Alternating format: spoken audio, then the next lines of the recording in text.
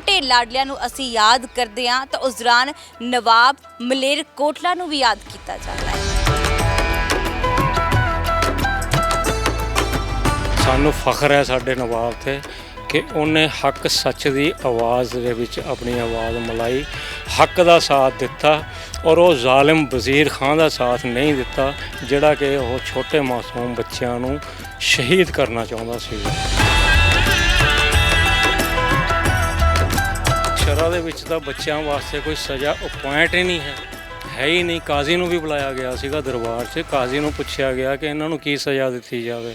ਉਹ ਕਹਿੰਦਾ ਤੁਸੀਂ ਸਜ਼ਾ ਦੀ ਗੱਲ ਕਰਦੇ ਹੋ ਵੀ ਇਹ ਇੰਨੇ ਮਾਸੂਮ ਬੱਚੇ ਨੇ 7 ਸਾਲ ਦਾ 9 ਸਾਲ ਦਾ, ਤੇ ਇਹਨਾਂ ਵਾਸਤੇ ਤਾਂ ਇਸਲਾਮ ਦੇ ਵਿੱਚ ਕੋਈ ਸਜ਼ਾ ਮੁਕਰਰ ਹੀ ਨਹੀਂ ਹੈਗੀ।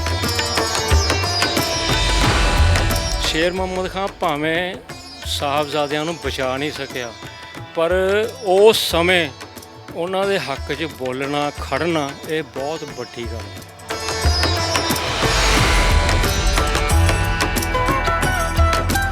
ਤੇ ਇਸ ਕਰਕੇ ਅਸੀਂ ਸ਼ੇਰ ਮੁਹੰਮਦ ਖਾਨ ਜੀ ਦਾ ਸਿੱਖ ਕੌਮ ਵੀ ਬਹੁਤ ਰਿਕਾਰਡ ਕਰਦੀ ਹੈ।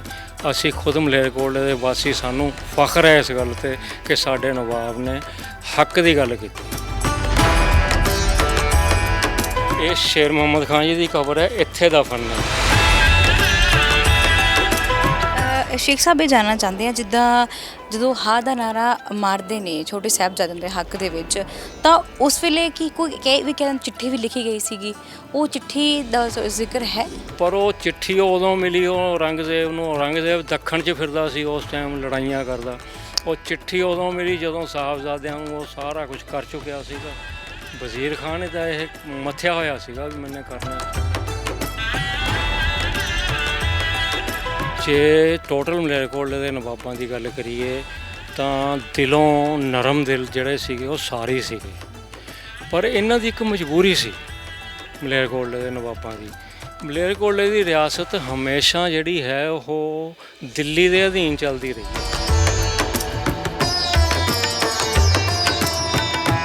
ਹੁਣ ਸਿੱਖਾਂ ਨਾਲ ਇਹਨਾਂ ਦੀ ਮਲੇਰਕੋਟਲੇ ਦੇ ਨਵਾਬਾਂ ਦੀ ਕੋਈ ਸਿੱਧੀ ਲੜਾਈ ਤਾਂ ਹੈ ਨਹੀਂ ਸੀਗੀ। ਜਿੰਨੀਆਂ ਵੀ ਜੰਗਾਂ ਹੋਈਆਂ ਨੇ ਉਹ ਇਹ ਦਿੱਲੀ ਦਰਬਾਰ ਵੱਲੋਂ ਲੜਦੇ ਰਹੇ। ਇਹ ਤੁਹਾਨੂੰ ਵਰਲਡ ਦੇ ਵਿੱਚ ਜਾਂ ਪੂਰੇ ਇੰਡੀਆ ਦੇ ਵਿੱਚ ਕਿਤੇ ਨਹੀਂ ਮਿਲੂਗਾ ਕਿ ਇੱਕ ਨਵਾਬ ਦੇ ਜਾਂ ਇੱਕ ਰਾਜੇ ਦੇ ਜਾਂ ਇੱਕ ਮਹਾਰਾਜੇ ਦੇ 5 ਪੁੱਤਰ ਹੋਣ ਔਰ ਉਹ 5 ਹੀ ਨਵਾਬ ਬਣੇ ਹੋਣ। ਭੀਖਨ ਖਾਂ ਜਦੋਂ ਨਵਾਬ ਬਣਿਆ ਤਾਂ ਉਦੋਂ ਮਲੇਰਕੋਟਲੇ ਦਾ ਪਹਿਲਾ ਚਾਂਦੀ ਦਾ ਰੁਪਈਆ ਆਇਆ, ਯਾਨੀ ਕਿ ਭੀਖਨ ਖਾਂ ਦੇ ਦੌਰ ਦੇ ਵਿੱਚ ਮਲੇਰਕੋਟਲੇ ਦਾ ਆਪਣਾ ਰੁਪਈਆ ਚੱਲਿਆ।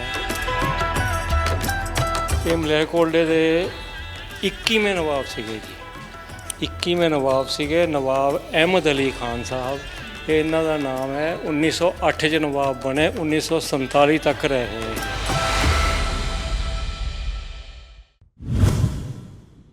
ਸਤਿ ਸ਼੍ਰੀ ਅਕਾਲ, ਤੁਸੀਂ ਦੇਖ ਰਹੇ ਹੋ ਪ੍ਰੋ ਪੰਜਾਬ ਟੀਵੀ। ਮੈਂ ਹਾਂ ਮਨਦੀਪ ਕੌਰ ਸੰਧੂ। ਪੰਜਾਬ ਦੇ ਮਲੇਰਕੋਟਲਾ ਜ਼ਿਲ੍ਹਾ ਦੇ ਵਿੱਚ ਮੌਜੂਦ ਹਾਂ, ਜਿੱਥੇ ਅਸੀਂ ਤੁਹਾਨੂੰ ਮਲੇਰਕੋਟਲਾ ਦੇ ਵੱਖਰੇ ਇਤਿਹਾਸ ਤੋਂ ਲਗਾਤਾਰ ਜਾਣੂ ਕਰਵਾ ਰਹੇ ਹਾਂ। ਤੇ ਅੱਜ ਅਸੀਂ ਪਹੁੰਚੇ ਹੋਏ ਹਾਂ ਸ਼ਾਹੀ ਮਕਬਰੇ ਤੇ। ਇਹ ਸ਼ਾਹੀ ਮਕਬਰੇ ਕਿਹਨਾਂ ਦੇ ਨੇ? ਮਲੇਰਕੋਟਲਾ ਦੇ ਵਿੱਚ 22 ਹੁਕਮਰਾਨਾਂ ਨੇ ਰਾਜ ਕੀਤਾ ਹੈ ਤੇ ਇਹਨਾਂ ਹੀ ਸ਼ਾਹੀ ਮਕਬਰਿਆਂ ਦੇ ਵਿੱਚੋਂ 15 ਨਵਾਬਾਂ ਦੀਆਂ ਇੱਥੇ ਜਿਹੜੀਆਂ ਦੇਹਾਂ ਨੂੰ ਦਫਨਾਇਆ ਗਿਆ ਸੀ। ਔਰ ਇਹਨਾਂ ਦੇ ਵਿੱਚੋਂ ਇੱਕ ਨਵਾਬ ਜੋ ਕਿ ਮਲੇਰਕੋਟਲਾ ਦੇ ਹੋਏ ਨੇ, ਜਿਨ੍ਹਾਂ ਨੂੰ ਅੱਜ ਵੀ ਦੁਨੀਆ ਬੜਾ ਸਤਿਕਾਰ ਦੀ ਨਜ਼ਰ ਦੇ ਨਾਲ ਦੇਖਦੀ ਹੈ, ਜਿਨ੍ਹਾਂ ਨੂੰ ਕਿਹਾ ਜਾਂਦਾ ਹੈ ਸ਼ੇਰ ਖਾਂ ਮੁਹੰਮਦ।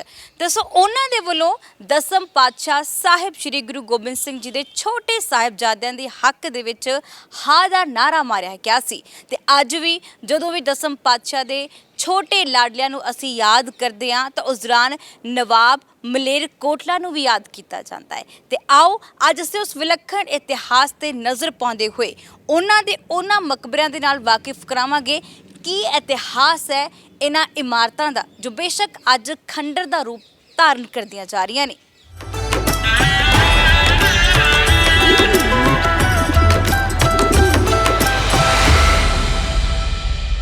ਇਸ ਵੇਲੇ ਜਿੱਥੇ ਅਸੀਂ ਮੌਜੂਦ ਹਾਂ, ਇਹ ਹੈ ਨਵਾਬ ਸ਼ੇਰ ਮੁਹੰਮਦ ਖਾਨ ਹੁਣਾਂ ਦੀ ਜਿਹੜੀ ਕਬਰ, ਜਿਸ ਨੂੰ ਅਸੀਂ ਮਕਬਰਾ ਵੀ ਕਹਿੰਦੇ ਹਾਂ। ਔਰ ਇੱਥੇ ਉਹਨਾਂ ਦੀ ਮ੍ਰਿਤਕ ਦੇਹ ਨੂੰ ਜਿਹੜਾ ਦਫਨਾਇਆ ਗਿਆ ਸੀ 1672 ਤੋਂ ਲੈ ਕੇ 1700 12 ਦਾ ਉਹਨਾਂ ਦਾ ਸਮਾਂ ਕਿਸ ਤਰੀਕੇ ਦੇ ਨਾਲ ਰਿਹਾ ਹੈ ਤਾਂ ਪੂਰੀ ਜਿਹੜੀ ਜਾਣਕਾਰੀ ਅਸੀਂ ਇੱਥੋਂ ਦੇ ਸ਼ੇਖ ਇਫਤਖਾਰ ਹੁਸੈਨ ਹੋਣਾ ਤੋਂ ਅਸੀਂ ਲੈਂਦੇ ਹਾਂ। ਸੋ ਸਾਡੇ ਨਾਲ ਸਭ ਤੋਂ ਪਹਿਲਾਂ ਸਵਾਗਤ ਕਰਾਂਗੇ ਪ੍ਰੋ ਪੰਜਾਬ ਟੀਵੀ ਤੇ। ਸਵਾਗਤ ਹੈ ਜੀ, ਸਤਿ ਸ਼੍ਰੀ ਅਕਾਲ ਜੀ। ਸਤਿ ਸ਼੍ਰੀ ਅਕਾਲ ਜੀ, ਮਿਹਰਬਾਨੀ, ਬਹੁਤ ਬਹੁਤ ਧੰਨਵਾਦ ਤੁਹਾਡਾ। ਔਰ ਪਹਿਲਾਂ ਤਾਂ ਤੁਹਾਡਾ ਸ਼ੁਕਰੀਆ ਅਦਾ ਕਰਾਂਗੇ ਕਿ ਤੁਸੀਂ ਸਾਨੂੰ ਇੱਥੇ ਲੈ ਕੇ ਆਏ ਹੋ। ਤੁਸੀਂ ਜਿਹੜੀ ਇੰਨੀ ਖੋਜ ਕੀਤੀ ਹੈ, ਤੁਹਾਡੇ ਸਦਕਾ ਜਿਹੜੀ ਤੁਹਾਡੀ ਖੋਜ ਹੋਈ ਹੈ, 30 ਸਾਲ ਦੀ ਮਿਹਨਤ ਤੁਸੀਂ ਕੀਤੀ ਹੈ, ਉਹਦੇ ਸਦਕਾ ਅੱਜ ਸਾਰੇ ਪੰਜਾਬ ਦੇ ਵਿੱਚ, ਦੇਸ਼ ਦੇ ਵਿੱਚ ਇਹ ਜਿਹੜੀ ਜਾਣਕਾਰੀ ਲੋਕਾਂ ਤੱਕ ਜਾਏਗੀ ਕਿ ਨਵਾਬ ਮਲੇਰਕੋਟਲਾ ਜਿਨ੍ਹਾਂ ਨੇ 10ਮ ਪਾਤਸ਼ਾਹ ਦੇ ਲਾਡਲਿਆਂ ਦੇ ਹੱਕ ਦੇ ਵਿੱਚ ਹਾਂ ਦਾ ਨਾਅਰਾ ਮਾਰਿਆ ਸੀ, ਤਾਂ ਉਸ ਜਗ੍ਹਾ ਨੂੰ ਵੀ ਅਸੀਂ ਦੇਖਣਾ ਚਾਹੁੰਦੇ ਹਾਂ। ਤਾਂ ਸਾਨੂੰ ਪੂਰੀ ਇਸ ਬਿਲਡਿੰਗ ਜੋ ਇਹ ਪੂਰੀਆਂ ਇਮਾਰਤਾਂ ਬਣੀਆਂ ਹੋਈਆਂ ਨੇ, ਤਾਂ ਕਿੰਨੇ ਨਵਾਬ, ਕਿਹੜੇ ਕਿਹੜੇ ਨਵਾਬ ਇੱਥੇ ਉਹਨਾਂ ਦੀ ਮ੍ਰਿਤਕ ਦੇਹ ਨੂੰ ਦਫਨਾਇਆ ਗਿਆ, ਤਾਂ ਪੂਰੀ ਜਾਣਕਾਰੀ ਜਾਣਨਾ ਚਾਹਾਂਗੇ। ਮੈਡਮ, ਗੱਲ ਇਹ ਹੈ ਕਿ ਮਲੇਰਕੋਟਲੇ ਦੇ ਟੋਟਲ ਜਿਹੜੇ ਹੁਕਮਰਾਨ ਹੋਏ ਨੇ ਉਹ 22 ਹੋਏ ਨੇ। 22 ਦੇ ਵਿੱਚੋਂ ਜਿਹੜੇ ਪਹਿਲੇ 5 ਹੋਏ ਨੇ ਉਹ ਜਗੀਰਦਾਰ ਸੀਗੇ। ਉਹਨਾਂ ਨੂੰ ਉਸ ਟਾਈਮ ਜਗੀਰਦਾਰੀ ਮਿਲੀ ਸੀਗੀ। ਸ਼ੇਖ ਸਦਰੁਦੀਨ ਤੋਂ ਲੈ ਕੇ ਬਾਈ ਅਜ਼ੀਜ਼ ਅਲੀ ਖਾਨ ਤੱਕ ਜਿਹੜੇ 5, ਬਾਈ ਅਜ਼ੀਜ਼ ਅਲੀ ਖਾਨ 6ਵੇਂ ਹੋਏ ਨੇ, ਅਤੇ ਪਹਿਲੇ 5 ਹੁਕਮਰਾਨ ਜਿਹੜੇ ਹੋਏ ਨੇ ਉਹ ਜਗੀਰਦਾਰ ਸੀਗੇ। ਉਹਨਾਂ ਨੂੰ ਨਵਾਬ ਨਹੀਂ ਕਹਿ ਸਕਦੇ, ਕਿਉਂਕਿ ਨਵਾਬ ਹੈ ਇਹ ਜਿਹੜੀ ਉਪਾਧੀ ਹੈ ਇਹ ਬਾਕਾਇਦਾ ਦਿੱਤੀ ਜਾਂਦੀ ਹੈ, ਆਪਣੇ ਆਪ ਕੋਈ ਨਵਾਬ ਨਹੀਂ ਬਣਦਾ। ਅਤੇ ਇਹ ਸੈਂਟਰ ਗੌਰਮੈਂਟ ਵੱਲੋਂ ਦਿੱਤੀ ਜਾਂਦੀ ਹੈ, ਕਿਉਂਕਿ ਸਟੇਟਾਂ ਜਿਹੜੀਆਂ ਹੁੰਦੀਆਂ, ਰਿਆਸਤਾਂ, ਉਹ ਸੈਂਟਰ ਗੌਰਮੈਂਟ ਦੇ ਅੰਡਰ ਹੁੰਦੀਆਂ ਨੇ। ਇਸ ਕਰਕੇ ਸੈਂਟਰ ਗੌਰਮੈਂਟ ਹੀ ਰਾਜਾ, ਮਹਾਰਾਜਾ, ਨਵਾਬ, ਚੌਧਰੀ, ਖਾਨ ਸਾਹਿਬ, ਸਰਦਾਰ ਸਾਹਿਬ, ਰਾਏ ਸਾਹਿਬ, ਇਹ ਸਾਰੀਆਂ ਉਪਾਧੀਆਂ ਨੇ ਜਿਹੜੀਆਂ ਉਹ ਸਰਕਾਰ ਦਿੰਦੀ ਹੈ। ਉਸ ਤੋਂ ਬਾਅਦ ਉਹਨਾਂ ਨੂੰ ਕਿਹਾ ਜਾਂਦਾ, ਫਿਰ ਪਹਿਲਾਂ ਨਹੀਂ ਕਿਹਾ ਜਾਂਦਾ, ਕਿਉਂਕਿ ਆਮ ਲੋਕਾਂ ਨੂੰ ਇਸ ਬਾਰੇ ਪਤਾ ਨਹੀਂ ਹੈ। ਮੈਂ ਇਸ ਕਰਕੇ ਦੱਸਣ ਲੱਗਿਆ ਤੁਹਾਨੂੰ। ਅਤੇ ਪਹਿਲੇ ਜਿਹੜੇ 5 ਜਗੀਰਦਾਰ ਹੋਏ ਨੇ, ਉਹਨਾਂ 5 ਦੀਆਂ ਜਿਹੜੀਆਂ ਕਬਰਾਂ ਨੇ ਉਹ ਸ਼ੇਖ ਸਦਰੁਦੀਨ ਦਾ ਜਿਹੜਾ ਦਰਗਾਹ ਹੈ, ਉਹ ਦਰਗਾਹ ਦੇ ਵਿੱਚ ਹੀ ਦਫਨ ਨੇ ਪਹਿਲੇ 5 ਹੁਕਮਰਾਨ। ਉਸ ਤੋਂ ਬਾਅਦ ਆ ਗਏ 6ਵੇਂ ਜਿਹੜੇ ਬਣੇ ਉਹ ਬਾਈ ਅਜ਼ੀਜ਼ ਅਲੀ ਖਾਨ ਉਹਨਾਂ ਦਾ ਨਾਮ ਸੀਗਾ। ਤਾਂ ਮਲੇਰਕੋਟਲੇ ਦੇ ਵਿੱਚ 6ਵੇਂ ਜਿਹੜੇ ਬਣੇ ਉਹਨਾਂ ਨੂੰ ਬਾਕਾਇਦਾ ਨਵਾਬ ਦੀ ਉਪਾਧੀ ਦਿੱਤੀ ਗਈ ਦਿੱਲੀ ਸਰਕਾਰ ਵੱਲੋਂ, ਮੁਗਲਿਆ ਗੌਰਮੈਂਟ ਵੱਲੋਂ। ਉਸ ਟਾਈਮ ਮੁਗਲਾਂ ਦਾ ਰਾਜ ਆ ਗਿਆ ਸੀਗਾ। ਪਹਿਲਾਂ ਲੋਧੀਆਂ ਦਾ ਚੱਲਦਾ ਸੀਗਾ, ਲੋਧੀਆਂ ਤੋਂ ਬਾਅਦ ਮੁਗਲਾਂ ਦਾ ਰਾਜ ਆ ਗਿਆ ਸੀਗਾ। ਮੁਗਲਾਂ ਦੇ ਰਾਜ ਦੇ ਵਿੱਚ ਬਾਈ ਅਜ਼ੀਜ਼ ਅਲੀ ਖਾਨ ਮਲੇਰਕੋਟਲੇ ਦੇ ਪਹਿਲੇ ਨਵਾਬ ਬਣੇ ਉਸ ਟਾਈਮ।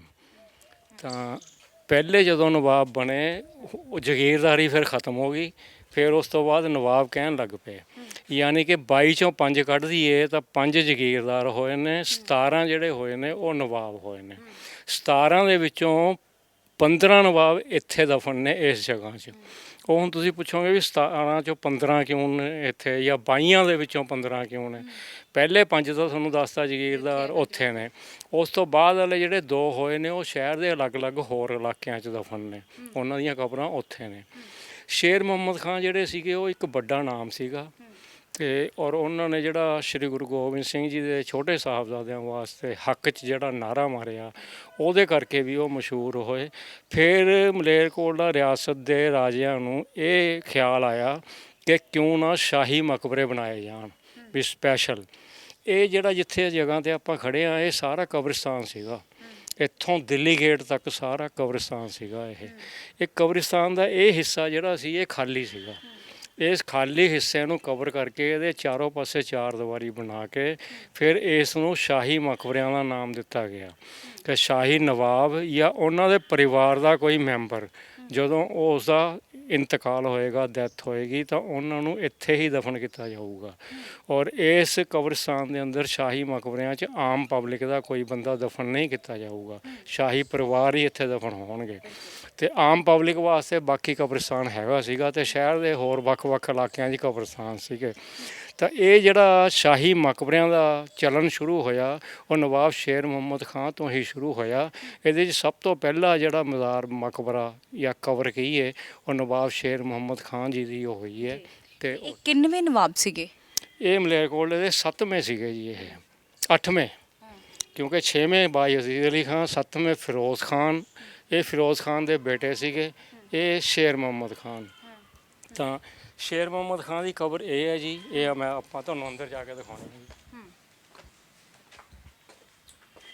ਇਹ ਸ਼ੇਰ ਮੁਹੰਮਦ ਖਾਨ ਜੀ ਦੀ ਕਬਰ ਹੈ, ਇੱਥੇ ਦਫਨ ਨੇ। ਤਾਂ ਇਹਦੇ ਉੱਪਰ ਮਕਬਰਾ ਕਿਉਂ ਨਹੀਂ ਬਣਿਆ? ਤੇ ਇਹ ਕਿਤਾਬਾਂ ਦੇ ਵਿੱਚ ਤਾਂ ਕੁਝ ਨਹੀਂ ਮਿਲਦਾ ਹੈ, ਮਗਰ ਜਿਹੜੇ ਬਜ਼ੁਰਗਾਂ ਨਾਲ ਮੈਨੇ ਗੱਲ ਕੀਤੀ ਹੈ, ਉਹ ਗੱਲ ਕਰਨ ਤੋਂ ਬਾਅਦ ਬਜ਼ੁਰਗਾਂ ਤੋਂ ਇਹ ਪਤਾ ਚੱਲਿਆ ਹੈ ਕਿ ਸ਼ੇਰ ਮੁਹੰਮਦ ਖਾਨ ਦੀ ਆਪਣੀ ਵਸੀਅਤ ਸੀ ਕਿ ਮੇਰੇ ਮਜ਼ਾਰ ਨਾ ਬਣਾਇਆ ਜਾਵੇ, ਮਕਬਰਾ ਨਾ ਬਣਾਇਆ ਜਾਵੇ, ਕਬਰ ਨੂੰ ਖੁੱਲ੍ਹਾ ਰੱਖਿਆ ਜਾਵੇ, ਤਾਂ ਕਿ ਆਉਣ ਵਾਲੀ ਹਰ ਰੁੱਤ ਜਿਹੜੀ ਹੈ ਉਹ ਮੇਰੀ ਕਬਰ ਹੰਢਾਵੇ। ਜਿਸ ਤਰ੍ਹਾਂ ਕਿ ਧੁੱਪ ਹੋ ਗਈ, ਛਾਂ ਹੋ ਗਈ, ਬਾਰਿਸ਼ ਹੋ ਗਈ, ਮੀਂਹ ਬਰਸਾਤ, ਵੀ ਜਿੰਨੀਆਂ ਵੀ ਰੁੱਤਾਂ ਨੇ ਉਹ ਮੇਰੀ ਕਬਰ ਦੇ ਉੱਤੋਂ ਦੀ ਹੰਢਣ, ਵੀ ਮੇਰੀ ਕਬਰ ਦੇ ਉੱਪਰ ਬਾਕਾਇਦਾ ਮਕਬਰਾ ਨਾ ਬਣਾਇਆ ਜਾਵੇ। ਉਹਨਾਂ ਦੀ ਗੱਲ ਤੇ ਫੁੱਲ ਚੜਾਉਂਦੇ ਹੋਏ ਇਹਨਾਂ ਦੇ ਉੱਪਰ ਮਕਬਰਾ ਨਹੀਂ ਬਣਾਇਆ ਗਿਆ। ਤੇ ਜਦ ਕਿ ਜਿੱਡਾ ਵੱਡਾ ਨਾਮ ਹੈ, ਮਕਬਰਾ ਵੀ ਓਡਾ ਵੱਡਾ ਔਰ ਸ਼ਾਨਦਾਰ ਆਲੀਸ਼ਾਨ ਹੋਣਾ ਚਾਹੀਦਾ ਸੀਗਾ, ਮਗਰ ਉਹਨਾਂ ਦੀ ਇਕੱਲੀ ਕਬਰ ਦਿਖ ਰਹੀ ਹੈ ਇੱਥੇ।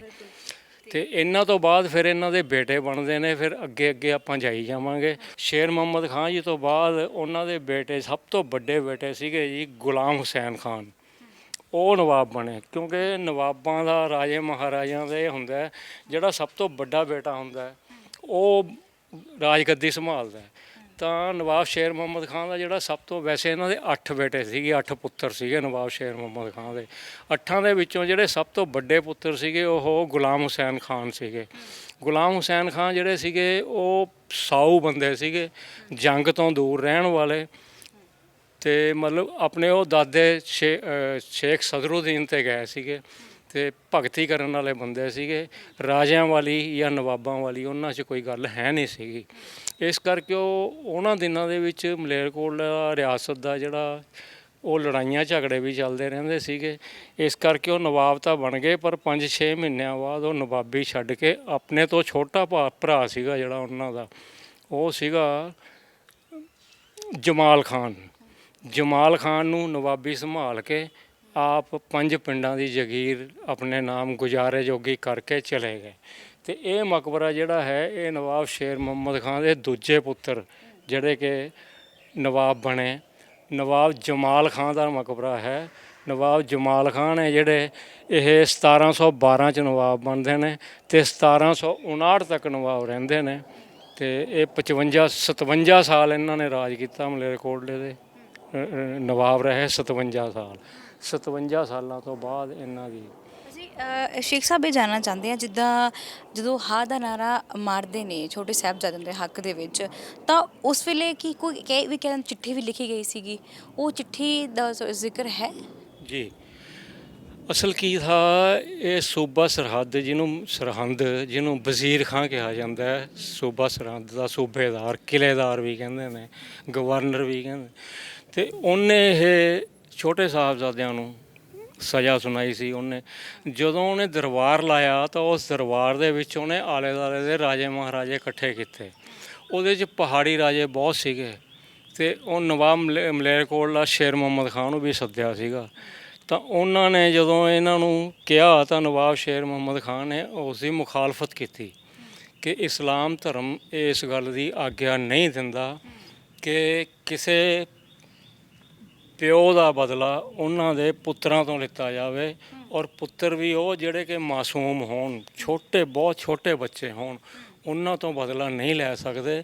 ਇਹ ਇਸਲਾਮ ਧਰਮ ਦੇ ਖਿਲਾਫ ਕੰਮ ਕਰ ਰਿਹਾ ਤੂੰ, ਇਸ ਕਰਕੇ ਮੈਂ ਤੇਰਾ ਸਾਥ ਨਹੀਂ ਦੇਵਾਂਗਾ। ਤੇ ਉਹਦਾ ਕਿਉਂਕਿ ਮਨਸ਼ਾ ਹੀ ਇਹ ਸੀ, ਉਹ ਸਾਹਿਬਜ਼ਾਦਿਆਂ ਨੂੰ ਉਹਨੇ ਸਜ਼ਾ ਦੇਣੀ ਸੀਗੀ। ਇਸ ਕਰਕੇ ਸ਼ੇਰ ਮੁਹੰਮਦ ਖਾਨ ਦੀ ਗੱਲ 'ਤੇ ਉਹਨੇ ਕੋਈ ਅਸਰ ਨਹੀਂ ਕੀਤਾ। ਤਾਂ ਸ਼ੇਰ ਮੁਹੰਮਦ ਖਾਨ ਜੀ ਗੁੱਸੇ ਦੇ ਵਿੱਚ ਉਹਦੇ ਦਰਬਾਰ 'ਚੋਂ ਵਾਕ ਆਊਟ ਕਰਕੇ ਚਲੇ ਆਏ। ਤਾਂ ਮੈਂ ਇੱਥੇ ਇਹ ਕਹਿਣਾ ਚਾਹੁੰਦਾ, ਜਦ ਕਿ ਸਾਰੇ ਪਹਾੜੀ ਰਾਜੇ ਉੱਥੇ ਬੁਲਾਏ ਹੋਏ ਸੀਗੇ, ਦਰਬਾਰ 'ਚ ਮੌਜੂਦ ਸੀਗੇ, ਬੈਠੇ ਸੀ ਉੱਥੇ, ਨਵਾਬ ਸ਼ੇਰ ਮੁਹੰਮਦ ਖਾਨ ਇਹ ਵੀ ਚੁੱਪ ਕਰੇ ਬੈਠੇ ਰਹਿੰਦੇ ਜਿੱਦਾਂ ਉਹ ਚੁੱਪ ਕਰੇ ਬੈਠੇ ਰਹੇ ਸੀਗੇ। ਤਾਂ ਨਵਾਬ ਸ਼ੇਰ ਮੁਹੰਮਦ ਖਾਨ ਨੂੰ ਇਕੱਲਿਆਂ ਨੂੰ ਬੋਲਣ ਦੀ ਕੀ ਲੋੜ ਸੀਗੀ? ਪਰ ਨਹੀਂ, ਸਾਨੂੰ ਫਖਰ ਹੈ ਸਾਡੇ ਨਵਾਬ 'ਤੇ ਕਿ ਉਹਨੇ ਹੱਕ ਸੱਚ ਦੀ ਆਵਾਜ਼ ਦੇ ਵਿੱਚ ਆਪਣੀ ਆਵਾਜ਼ ਮਿਲਾਈ, ਹੱਕ ਦਾ ਸਾਥ ਦਿੱਤਾ, ਔਰ ਉਹ ਜ਼ਾਲਿਮ ਵਜ਼ੀਰ ਖਾਂ ਦਾ ਸਾਥ ਨਹੀਂ ਦਿੱਤਾ ਜਿਹੜਾ ਕਿ ਉਹ ਛੋਟੇ ਮਾਸੂਮ ਬੱਚਿਆਂ ਨੂੰ ਸ਼ਹੀਦ ਕਰਨਾ ਚਾਹੁੰਦਾ ਸੀਗਾ।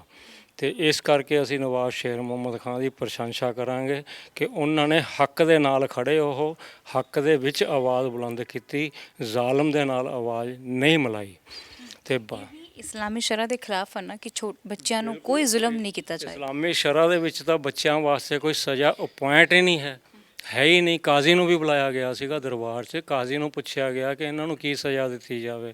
ਉਹ ਕਹਿੰਦਾ ਤੁਸੀਂ ਸਜ਼ਾ ਦੀ ਗੱਲ ਕਰਦੇ ਹੋ ਵੀ ਇਹ ਇੰਨੇ ਮਾਸੂਮ ਬੱਚੇ ਨੇ, 7 ਸਾਲ ਦਾ, 9 ਸਾਲ ਦਾ, ਤੇ ਇਹਨਾਂ ਵਾਸਤੇ ਤਾਂ ਇਸਲਾਮ ਦੇ ਵਿੱਚ ਕੋਈ ਸਜ਼ਾ ਮੁਕਰਰ ਹੀ ਨਹੀਂ ਹੈਗੀ। ਤਾਂ ਉਹ ਹੁਣ ਸ਼ੇਰ ਮੁਹੰਮਦ ਖਾਂ ਜੀ ਮੁਖਾਲਫਤ ਕਰ ਚੁੱਕੇ ਸੀਗੇ। ਉੱਤੋਂ ਰਹਿੰਦਾ ਖੁੰਦਾ ਕਾਜ਼ੀ ਨੇ ਵੀ ਫਤਵਾ ਦੇ ਦਿੱਤਾ, ਪਰ ਉਹ ਬੰਦੇ ਨੇ ਤਾਂ ਜਿਸ ਤਰ੍ਹਾਂ ਮਥਿਆ ਹੋਇਆ ਹੁੰਦਾ ਕਿ ਮੈਨੇ ਇਹਨਾਂ ਨੂੰ ਸਜ਼ਾ ਦੇਣੀ ਓ ਦੇਣੀ ਹੈ, ਇਸ ਕਰਕੇ ਉਹ ਉਹਨਾਂ ਨੂੰ ਸਜ਼ਾ ਦਿੱਤੀ। ਦੇਖੋ ਸ਼ੇਰ ਮੁਹੰਮਦ ਖਾਂ ਜੀ ਸਾਹਿਬਜ਼ਾਦਿਆਂ ਨੂੰ ਬਚਾ ਨਹੀਂ ਸਕੇ, ਪਰ ਉਹਨਾਂ ਦੇ ਹੱਕ ਦੇ ਵਿੱਚ ਹਾਂ ਦਾ ਨਾਅਰਾ ਤਾਂ ਮਾਰਿਆ ਸ਼ੇਰ ਮੁਹੰਮਦ ਖਾਂ ਨੇ, ਇੱਕ ਜੁਰਅਤ ਤਾਂ ਕੀਤੀ। ਔਰ ਇਹ ਦੇਖੋ ਕਿ ਉਹਨਾਂ ਦਿਨਾਂ ਦੇ ਵਿੱਚ ਔਰੰਗਜ਼ੇਬ ਦਾ ਰਾਜ ਸੀਗਾ। ਸ਼ੇਰ ਮੁਹੰਮਦ ਖਾਂ ਜੀ ਇਹ ਵੀ ਜਾਣਦੇ ਸੀਗੇ ਕਿ ਐਡਾ ਤਾਕਤਵਰ ਰਾਜਾ ਬਾਦਸ਼ਾਹ ਇਹ ਮੇਰੀ ਹਕੂਮਤ ਵੀ ਖ਼ਤਮ ਕਰ ਸਕਦਾ ਹੈ, ਮੇਰੀ ਨਵਾਬੀ ਵੀ ਖੋਹ ਸਕਦਾ ਹੈ, ਮੇਰੀ ਰਿਆਸਤ ਨੂੰ ਵੀ ਖ਼ਤਮ ਕਰ ਸਕਦਾ ਹੈ। ਉਹਨਾਂ ਸਾਰੀਆਂ ਗੱਲਾਂ ਤੋਂ ਬੇਪਰਵਾਹ ਹੋ ਕੇ ਸ਼ੇਰ ਮੁਹੰਮਦ ਖਾਂ ਨੇ ਉਸ ਮਾਸੂਮ ਸਾਹਿਬਜ਼ਾਦਿਆਂ ਦੇ ਹੱਕ ਦੇ ਵਿੱਚ ਹਾਂ ਦਾ ਨਾਅਰਾ ਮਾਰਿਆ। ਤੇ ਉਹ ਇੱਥੇ ਹੀ ਚੁੱਪ ਕਰਕੇ ਨਹੀਂ ਬੈਠੇ। ਉਸ ਤੋਂ ਬਾਅਦ ਉਹਨਾਂ ਨੇ ਔਰੰਗਜ਼ੇਬ ਨੂੰ ਇੱਕ ਚਿੱਠੀ ਲਿਖੀ। ਉਹ ਚਿੱਠੀ ਦੇ ਵਿੱਚ ਉਹਨਾਂ ਨੇ ਸਾਰਾ ਵਾਕਿਆ ਲਿਖਿਆ, ਔਰ ਉਹ ਚਿੱਠੀ ਦੇ ਵਿੱਚ ਇੱਥੇ ਤੱਕ ਕਿਹਾ ਕਿ ਬੱਚਿਆਂ ਨੂੰ ਤੁਸੀਂ ਸਜ਼ਾ ਦੇਣ ਦੇ ਬਦਲੇ ਆਪਣੇ ਕੋਲ ਬੁਲਾ ਲਓ, ਆਪਣੇ ਕੋਲ ਕੈਦ ਕਰ ਲਓ। ਤੁਹਾਡੇ ਅਗਰ ਤੁਹਾਨੂੰ ਇਹਨਾਂ ਤੋਂ ਕੋਈ ਖਤਰਾ ਨਜ਼ਰ ਆਉਂਦਾ ਹੈ ਕਿ ਬੜੇ ਹੋ ਕੇ ਕੁਝ ਕਰਨਗੇ, ਤਾਂ ਤੁਹਾਡੇ ਕੋਲੇ ਪਰਵਰਿਸ਼ ਹੋਊਗੀ, ਤੁਹਾਡੇ ਨਜ਼ਰ ਦੇ ਵਿੱਚ ਵੱਡੇ ਹੋਣਗੇ ਇਹ, ਤਾਂ ਇਹ ਕਿਤੇ ਜਾਣ ਆਉਣਗੇ ਹੀ ਨਹੀਂ। ਅਗਰ ਮੈਂ ਤੁਹਾਡਾ ਦਾਸ, ਤੁਹਾਡਾ ਅਧੀਨ ਕੰਮ ਕਰਨ ਵਾਲਾ, ਅਗਰ ਮੇਰੇ 'ਤੇ ਤੁਹਾਨੂੰ ਵਿਸ਼ਵਾਸ ਹੈ ਤਾਂ ਇਹ ਸਾਹਿਬਜ਼ਾਦਿਆਂ ਨੂੰ ਦੋਨਾਂ ਨੂੰ ਮੇਰੇ ਹਵਾਲੇ ਕਰ ਦਿਓ, ਮੈਂ ਇਹਨਾਂ ਨੂੰ ਮਲੇਰਕੋਟਲੇ ਲੈ ਜਾਂਦਾ, ਉੱਥੇ ਮੈਂ ਇਹਨਾਂ ਦੀ ਪਰਵਰਿਸ਼ ਕਰਾਂਗਾ।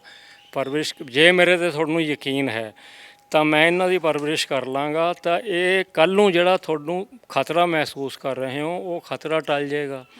ਪਰ ਉਹ ਚਿੱਠੀ ਉਦੋਂ ਮਿਲੀ ਉਹ ਔਰੰਗਜ਼ੇਬ ਨੂੰ। ਔਰੰਗਜ਼ੇਬ ਦੱਖਣ 'ਚ ਫਿਰਦਾ ਸੀ ਉਸ ਟਾਈਮ, ਲੜਾਈਆਂ ਕਰਦਾ।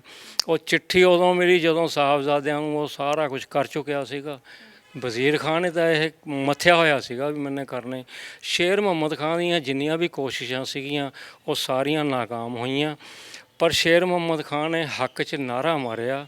ਸ਼ੇਰ ਮੁਹੰਮਦ ਖਾਂ ਭਾਵੇਂ ਸਾਹਿਬਜ਼ਾਦਿਆਂ ਨੂੰ ਬਚਾ ਨਹੀਂ ਸਕਿਆ, ਪਰ ਉਸ ਸਮੇਂ ਉਹਨਾਂ ਦੇ ਹੱਕ 'ਚ ਬੋਲਣਾ, ਖੜ੍ਹਨਾ ਇਹ ਬਹੁਤ ਵੱਡੀ ਗੱਲ ਹੈ। ਅਤੇ ਇਸ ਕਰਕੇ ਅਸੀਂ ਸ਼ੇਰ ਮੁਹੰਮਦ ਖਾਂ ਜੀ ਦਾ ਸਿੱਖ ਕੌਮ ਵੀ ਬਹੁਤ ਰਿਕਾਰਡ ਕਰਦੀ ਹੈ। ਅਸੀਂ ਖੁਦ ਮਲੇਰਕੋਟਲੇ ਦੇ ਵਾਸੀ, ਸਾਨੂੰ ਫਖਰ ਹੈ ਇਸ ਗੱਲ 'ਤੇ ਕਿ ਸਾਡੇ ਨਵਾਬ ਨੇ ਹੱਕ ਦੀ ਗੱਲ ਕੀਤੀ। ਸੋ ਅੱਗੇ ਇਹ ਜਿਹੜੀ ਮਕਬਰਾ ਮਹਿਬੂਬ ਅਲੀ ਖਾਨ ਹੋਣਾ, ਇਹ ਨਵਾਬ ਜਮਾਲ ਖਾਂ ਤੋਂ ਬਾਅਦ ਜਿਹੜੇ ਨਵਾਬ ਬਣੇ, ਆਪਾਂ ਜੇ ਇਸ ਤਰ੍ਹਾਂ ਨੰਬਰਵਾਰ ਮਕਬਰੇ ਦੇਖੀਏ ਤਾਂ ਜ਼ਿਆਦਾ ਵਧੀਆ ਗੱਲ ਹੈ ਇਹ। ਨਵਾਬ ਜਮਾਲ ਖਾਂ ਦੇ 6 ਪੁੱਤਰ ਹੋਏ, ਵੱਡਾ ਪੁੱਤਰ ਨਵਾਬ ਬਣਦਾ। ਤਾਂ ਇਹਨਾਂ ਦੇ 6 ਪੁੱਤਰਾਂ 'ਚੋਂ ਇੱਕ ਪੁੱਤਰ ਦੀ ਡੈਥ ਹੋ ਚੁੱਕੀ ਸੀਗੀ, ਪਿੱਛੇ 5 ਬਚ ਗਏ ਸੀਗੇ। ਇਹ ਤੁਹਾਨੂੰ ਵਰਲਡ ਦੇ ਵਿੱਚ ਜਾਂ ਪੂਰੇ ਇੰਡੀਆ ਦੇ ਵਿੱਚ ਕਿਤੇ ਨਹੀਂ ਮਿਲੂਗਾ ਕਿ ਇੱਕ ਨਵਾਬ ਦੇ ਜਾਂ ਇੱਕ ਰਾਜੇ ਦੇ ਜਾਂ ਇੱਕ ਮਹਾਰਾਜੇ ਦੇ 5 ਪੁੱਤਰ ਹੋਣ ਔਰ ਉਹ 5 ਹੀ ਨਵਾਬ ਬਣੇ ਹੋਣ। ਇਹ ਇੱਕ ਵਾਹਿਦ ਰਿਆਸਤ ਮਲੇਰਕੋਟਲਾ ਹੈ ਜਿੱਥੇ ਤੁਹਾਨੂੰ ਇਹ ਰਿਕਾਰਡ ਮਿਲੂਗਾ ਕਿ ਨਵਾਬ ਜਮਾਲ ਖਾਂ ਦੇ 5 ਪੁੱਤਰ ਜਿਉਂਦੇ ਬਚੇ ਔਰ 5 ਹੀ ਮਲੇਰਕੋਟਲੇ ਦੇ ਨਵਾਬ ਬਣੇ ਇੱਕ ਤੋਂ ਬਾਅਦ ਇੱਕ। ਅਤੇ ਉਹ ਅੱਗੇ ਚੱਲ ਕੇ ਦਿਖਾਉਣੇ ਆ। ਇਹਨਾਂ ਦੇ ਵੱਡੇ ਪੁੱਤਰ ਦਾ ਨਾਮ ਸੀ ਭੀਖਣ ਖਾਂ। ਤਾਂ ਭੀਖਣ ਖਾਂ ਦੇ ਮਕਬਰੇ 'ਤੇ ਤੁਹਾਨੂੰ ਲੈ ਕੇ ਚੱਲਦਾ ਮੈਂ। ਇਹ ਮਕਬਰਾ ਹੈ ਜੀ ਨਵਾਬ ਭੀਖਣ ਅਲੀ ਖਾਨ ਦਾ। ਇਹ ਜਮਾਲ ਖਾਂ ਦੇ ਵੱਡੇ ਪੁੱਤਰ ਸੀਗੇ, ਇਹ ਨਵਾਬ ਬਣ ਗਏ। ਇਹਨਾਂ ਨੇ 4 ਸਾਲ ਨਵਾਬੀ ਕੀਤੀ। 4 ਸਾਲਾਂ ਤੋਂ ਬਾਅਦ ਸਿੱਖਾਂ ਨਾਲ ਇੱਕ ਜੰਗ ਦੇ ਵਿੱਚ ਇਹ ਉੱਥੇ ਮਾਰੇ ਗਏ। ਤਾਂ ਜਦੋਂ ਮਾਰੇ ਗਏ, ਇਹਨਾਂ ਦਾ ਜਿਹੜਾ ਬੇਟਾ ਸੀ ਵਜ਼ੀਰ ਖਾਨ, ਉਹਦੀ ਉਮਰ ਘੱਟ ਸੀਗੀ, 8-9 ਸਾਲ ਦਾ ਸੀਗਾ। ਉਹ 8-9 ਸਾਲ ਦਾ ਸੀਗਾ। ਇਸ ਕਰਕੇ ਵਜ਼ੀਰ ਖਾਨ ਨੂੰ ਨਵਾਬ ਨਹੀਂ ਬਣਾਇਆ ਜਾ ਸਕਦਾ ਸੀਗਾ, ਮਜਬੂਰੀ ਸੀ। ਤਾਂ ਉਹ ਨਵਾਬ ਨਾਮ ਬਣਾਇਆ ਜਾਣ ਤੋਂ ਬਾਅਦ ਭੀਖਣ ਖਾਂ ਦੇ ਜਿਹੜੇ ਉਸ ਤੋਂ ਛੋਟੇ ਭਰਾ ਸੀਗੇ ਬਹਾਦਰ ਖਾਂ, ਉਹਨਾਂ ਨੂੰ ਨਵਾਬ ਬਣਾ ਦਿੱਤਾ ਗਿਆ ਕਿ ਜਦ ਤੱਕ ਇਹ ਭੀਖਣ ਖਾਂ ਦਾ ਬੇਟਾ ਵੱਡਾ ਨਹੀਂ ਹੁੰਦਾ, ਬਾਲਗ ਨਹੀਂ ਹੁੰਦਾ, ਉਦੋਂ ਤੱਕ ਬਹਾਦਰ ਖਾਂ ਜਿਹੜੇ ਨੇ ਉਹ ਇਸ ਰਿਆਸਤ ਦੀ ਦੇਖਭਾਲ ਕਰਨਗੇ, ਨਵਾਬ ਬਣਨਗੇ। ਬਹਾਦਰ ਖਾਂ ਜੀ ਨਵਾਬ ਬਣ ਗਏ। ਔਰ ਰੱਬ ਦੀ ਕੁਦਰਤ ਇਹ ਹੈ ਕਿ ਬਹਾਦਰ ਖਾਂ ਜਿਹੜੇ ਸੀਗੇ ਉਹ 2.5 ਸਾਲ ਹੀ ਰਾਜ ਕਰ ਸਕੇ। 2.5 ਸਾਲਾਂ ਬਾਅਦ ਇੱਕ ਲੜਾਈ ਦੇ ਵਿੱਚ ਉਹ ਵੀ ਮਾਰੇ ਗਏ। ਅਤੇ ਉਹ ਜਿਹੜਾ ਇਹਨਾਂ ਦਾ ਬੇਟਾ ਸੀਗਾ ਉਸ ਟਾਈਮ 8-9 ਸਾਲ ਦੀ ਉਮਰ ਸੀਗੀ, ਉਹਦੀ 11-12 ਸਾਲ ਦੀ ਉਮਰ ਹੋ ਗਈ। ਉਹ ਹਜੇ ਵੀ ਬਾਲਗ ਨਹੀਂ ਬਣਿਆ ਅਤੇ ਇਸ ਕਰਕੇ ਫਿਰ ਨਹੀਂ ਨਵਾਬ ਬਣ ਸਕਦਾ ਸੀਗਾ। ਫਿਰ ਇਹ ਫੈਸਲਾ ਲਿੱਤਾ ਗਿਆ ਕਿ ਜਿਹੜੇ ਜਮਾਲ ਖਾਨ ਦੇ ਤੀਜੇ ਪੁੱਤਰ ਨੇ ਬਹਾਦਰ ਖਾਨ ਤੋਂ ਛੋਟੇ, ਉਹਨਾਂ ਨੂੰ ਨਵਾਬ ਬਣਾ ਦਿੱਤਾ ਜਾਵੇ। ਫਿਰ ਉਹਨਾਂ ਨੂੰ ਨਵਾਬ ਬਣਾਤਾ, ਉਹ ਸੀਗੇ ਨਵਾਬ ਉਮਰ ਖਾਨ। ਅਤੇ ਉਮਰ ਖਾਨ ਤੋਂ ਬਾਅਦ ਜਦੋਂ ਇੰਤਕਾਲ ਹੋਇਆ ਉਹਨਾਂ ਦਾ, ਉਹ 10 ਸਾਲ ਰਹੇ ਜੀ ਨਵਾਬ। ਅਤੇ ਫਿਰ ਉਸ ਤੋਂ ਬਾਅਦ ਉਹਨਾਂ ਤੋਂ ਜਿਹੜੇ ਛੋਟੇ ਭਰਾ ਸੀ ਉਹਨਾਂ ਨੂੰ ਨਵਾਬ ਬਣਾਤਾ, ਅਤੇ ਉਹ ਧੱਕੇ ਨਾਲ ਹੀ ਬਣਦੇ ਰਹੇ ਨਵਾਬ। 15 ਸਾਲ ਉਹ ਰਾਜ ਕਰ ਗਏ ਜੀ ਅਸਦੁੱਲਾ ਖਾਨ। ਅਸਦੁੱਲਾ ਖਾਨ ਦੀ ਜਦੋਂ ਡੈਥ ਹੁੰਦੀ ਹੈ, ਫਿਰ ਅਤਾਉੱਲਾ ਖਾਨ ਜੀ ਉੱਠ ਖੜ੍ਹਦੇ ਨੇ, ਜਮਾਲ ਖਾਨ ਦੇ ਨਵਾਬ ਦੇ ਸਭ ਤੋਂ ਛੋਟੇ ਪੁੱਤਰ, ਪੰਜਵੇਂ, ਕਿ ਜੀ ਮੈਂ ਨਵਾਬ ਬਣੂ। ਫਿਰ ਉਸ ਤੋਂ ਬਾਅਦ ਉਹਨਾਂ ਨੂੰ ਨਵਾਬ ਬਣਾ ਦਿੱਤਾ। ਯਾਨੀ ਕਿ ਭੀਖਣ ਖਾਂ ਦਾ ਬੇਟਾ, ਭੀਖਣ ਖਾਂ ਦੀ ਮੌਤ 'ਤੇ ਜਿਹੜਾ 8-9 ਸਾਲ ਦਾ ਸੀਗਾ, ਉਹ ਐਂਡ ਦੇ ਵਿੱਚ ਆ ਕੇ 60 ਸਾਲ ਦਾ ਹੋ ਗਿਆ। 8 ਸਾਲਾਂ ਤੋਂ 60 ਸਾਲ ਦਾ ਹੋ ਗਿਆ। 52 ਸਾਲ ਉਹਨੂੰ ਨਵਾਬੀ ਉਡੀਕਦਿਆਂ ਲੱਗ ਗਈ। ਇਹ ਵੀ ਵਾਕਿਆ ਤੁਹਾਨੂੰ ਮਲੇਰਕੋਟਲੇ ਦੀ ਰਿਆਸਤ 'ਚ ਹੀ ਮਿਲੂਗਾ, ਹੋਰ ਕਿਤੇ ਨਹੀਂ ਮਿਲੂਗਾ। ਅਤੇ 4 ਚਾਚੇ ਉਹਦੇ ਸਾਹਮਣੇ ਨਵਾਬ ਬਣਦੇ। ਉਹ ਬਾਲਗ ਵੀ ਹੋ ਗਿਆ, ਬਾਲਗ ਹੋ ਕੇ ਜਵਾਨੀ ਵੀ ਉਹਦੀ ਖਤਮ ਹੋ ਗਈ, 60 ਸਾਲਾਂ ਦਾ ਬੁੱਢਾ ਹੋ ਗਿਆ, ਮਗਰ ਨਵਾਬ ਬਣਨ ਦੀ ਉਹਦੀ ਵਾਰੀ ਨਹੀਂ ਆਈ। ਅੰਤ ਉਹ ਜਦੋਂ ਦੁਖੀ ਹੋ ਗਿਆ ਕਿ ਇਹ ਪੰਜਵਾਂ ਚਾਚਾ ਜਿਹੜਾ ਮੇਰਾ, ਇਹਦਾ ਮੋੜ ਜਿਹੜਾ ਹੈ ਆਪਣੇ ਪੁੱਤਰ ਨੂੰ ਨਵਾਬ ਬਣਾਉਣ ਦਾ, ਤਾਂ ਉਹਨੇ ਫਿਰ ਅੰਗਰੇਜ਼ ਦੀ ਅਦਾਲਤ ਦੇ ਵਿੱਚ, ਉਸ ਟਾਈਮ ਅੰਗਰੇਜ਼ਾਂ ਦਾ ਰਾਜ ਆ ਗਿਆ ਸੀਗਾ, ਅੰਗਰੇਜ਼ ਦੀ ਅਦਾਲਤ ਦੇ ਵਿੱਚ ਉਹਨੇ ਮੁਕੱਦਮਾ ਦਰਜ ਕੀਤਾ। ਉਹ ਮੁਕੱਦਮਾ ਚੱਲਣ ਤੋਂ ਬਾਅਦ ਫਿਰ ਉਹ ਅੰਗਰੇਜ਼ ਨੇ ਫੈਸਲਾ ਕੀਤਾ ਕਿ ਭੀਖਣ ਖਾਂ ਦਾ ਪੁੱਤਰ ਵਜ਼ੀਰ ਖਾਂ ਹੈ ਜਿਹੜਾ, ਹੁਣ ਉਹ ਨਵਾਬ ਬਣੂਗਾ।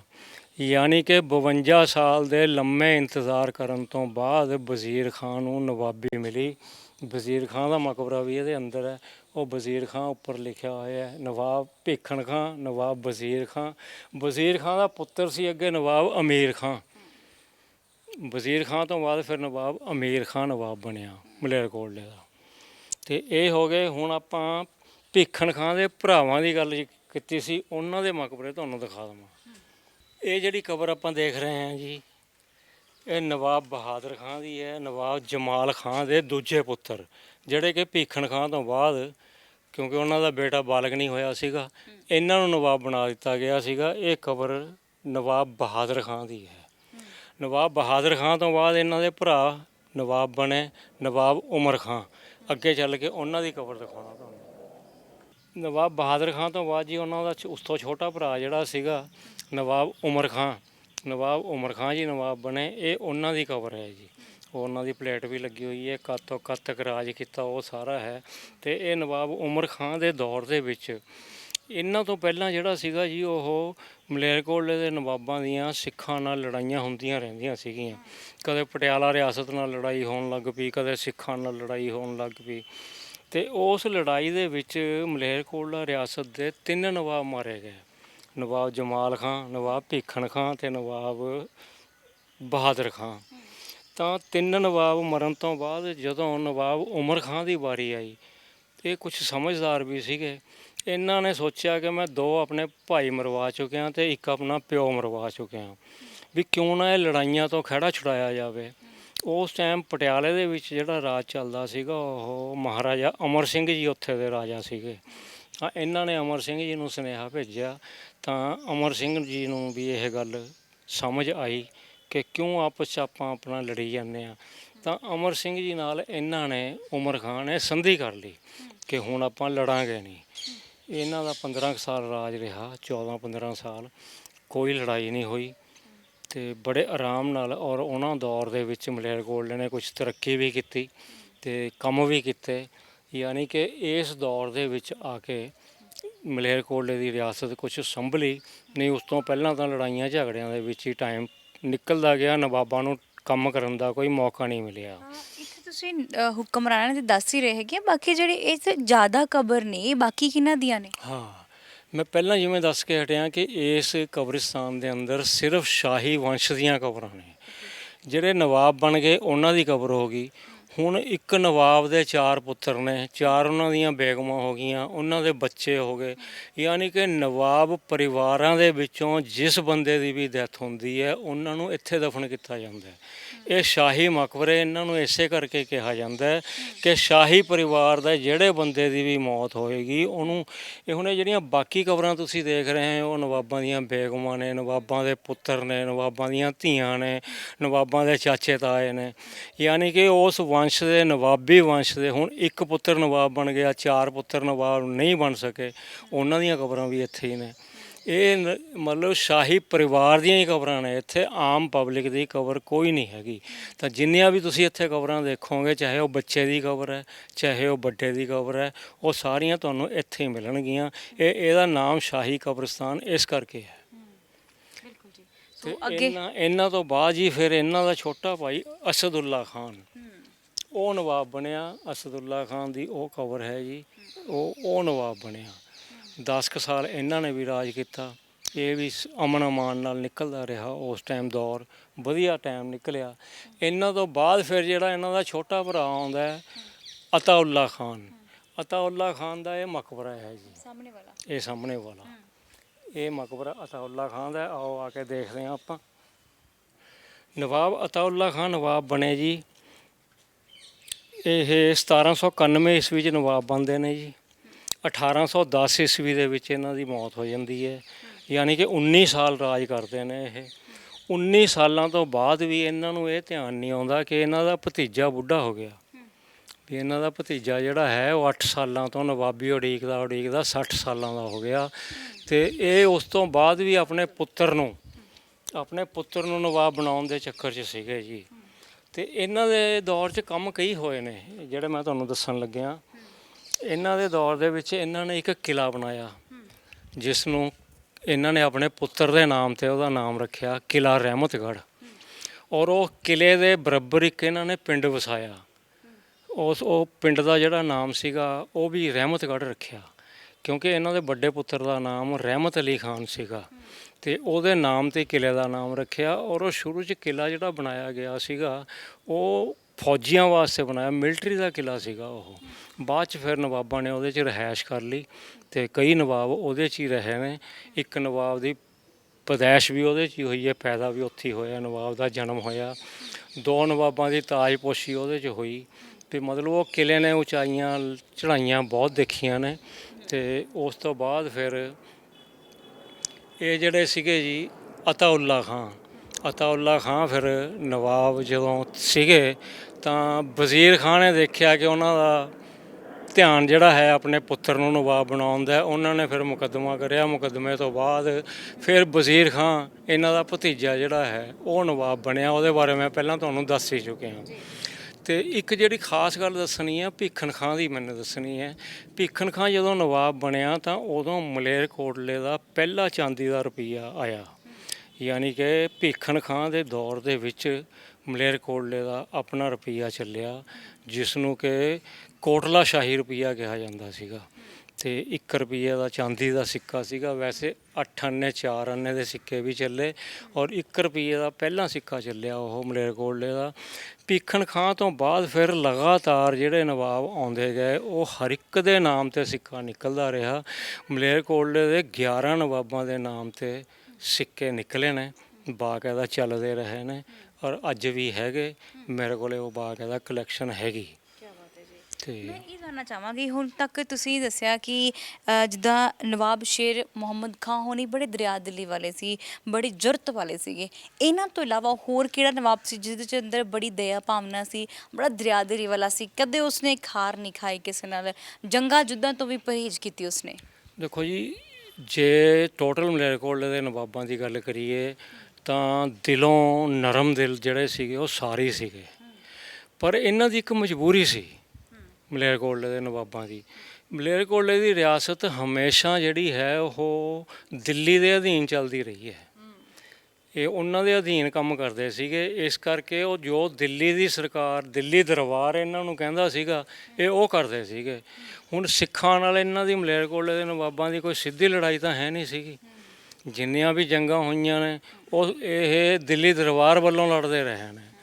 ਤਾਂ ਹੁਣ ਦਿੱਲੀ ਹਮੇਸ਼ਾ ਹਾਂ ਚੜ੍ਹਾਈ ਕਰਦੀ ਆਂਦੀ, ਪਰ ਹਮੇਸ਼ਾ ਜਿਹੜੇ ਅੱਗੋਂ ਮੂੰਹ ਦੀ ਖਾਣੀ ਵੀ ਪਈ ਉਸ ਵੀ ਪਈ ਹੈ।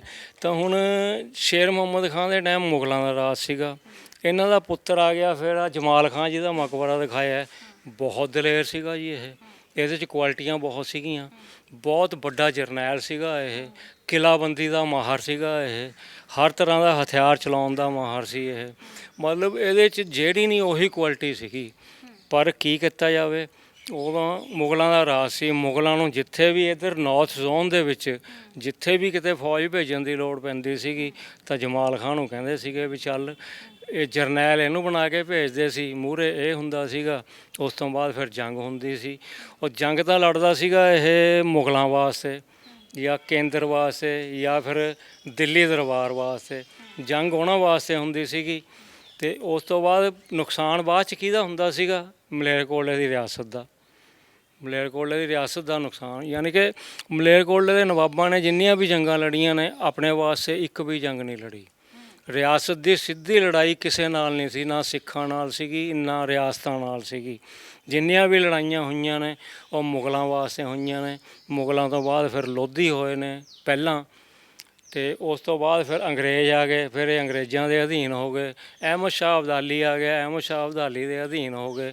ਇਹ ਐਂਡ ਤੱਕ ਅੰਗਰੇਜ਼ਾਂ ਦੇ ਟਾਈਮ ਤੱਕ 1947 ਤੱਕ ਅੰਗਰੇਜ਼ਾਂ ਦੇ ਅਧੀਨ ਰਹੇ ਨੇ। ਅਤੇ ਜਿਸ ਤਰ੍ਹਾਂ ਉਹ ਕਹਿੰਦੇ ਸੀਗੇ ਉਸ ਤਰ੍ਹਾਂ ਕਰਦੇ ਸੀਗੇ। ਸ਼ੇਖ ਸਾਹਿਬ ਫਿਰ ਉਸ ਤੋਂ ਬਾਅਦ ਕਿਹਨਾਂ ਦੀ ਮਜ਼ਾਰ ਬਣੀ ਹੋਈ ਇੱਥੇ? ਹਾਂ, ਅਤਾਉਲਾ ਖਾਂ ਤੋਂ ਬਾਅਦ ਜਿਹੜਾ ਮਜ਼ਾਰ ਮਤਲਬ ਇਹਨਾਂ ਦਾ ਜਿਹੜਾ ਰਾਜ ਆਇਆ ਉਹ ਫਿਰ ਮੈਂ ਤੁਹਾਨੂੰ ਉੱਧਰ ਦਿਖਾ ਚੁੱਕਿਆ।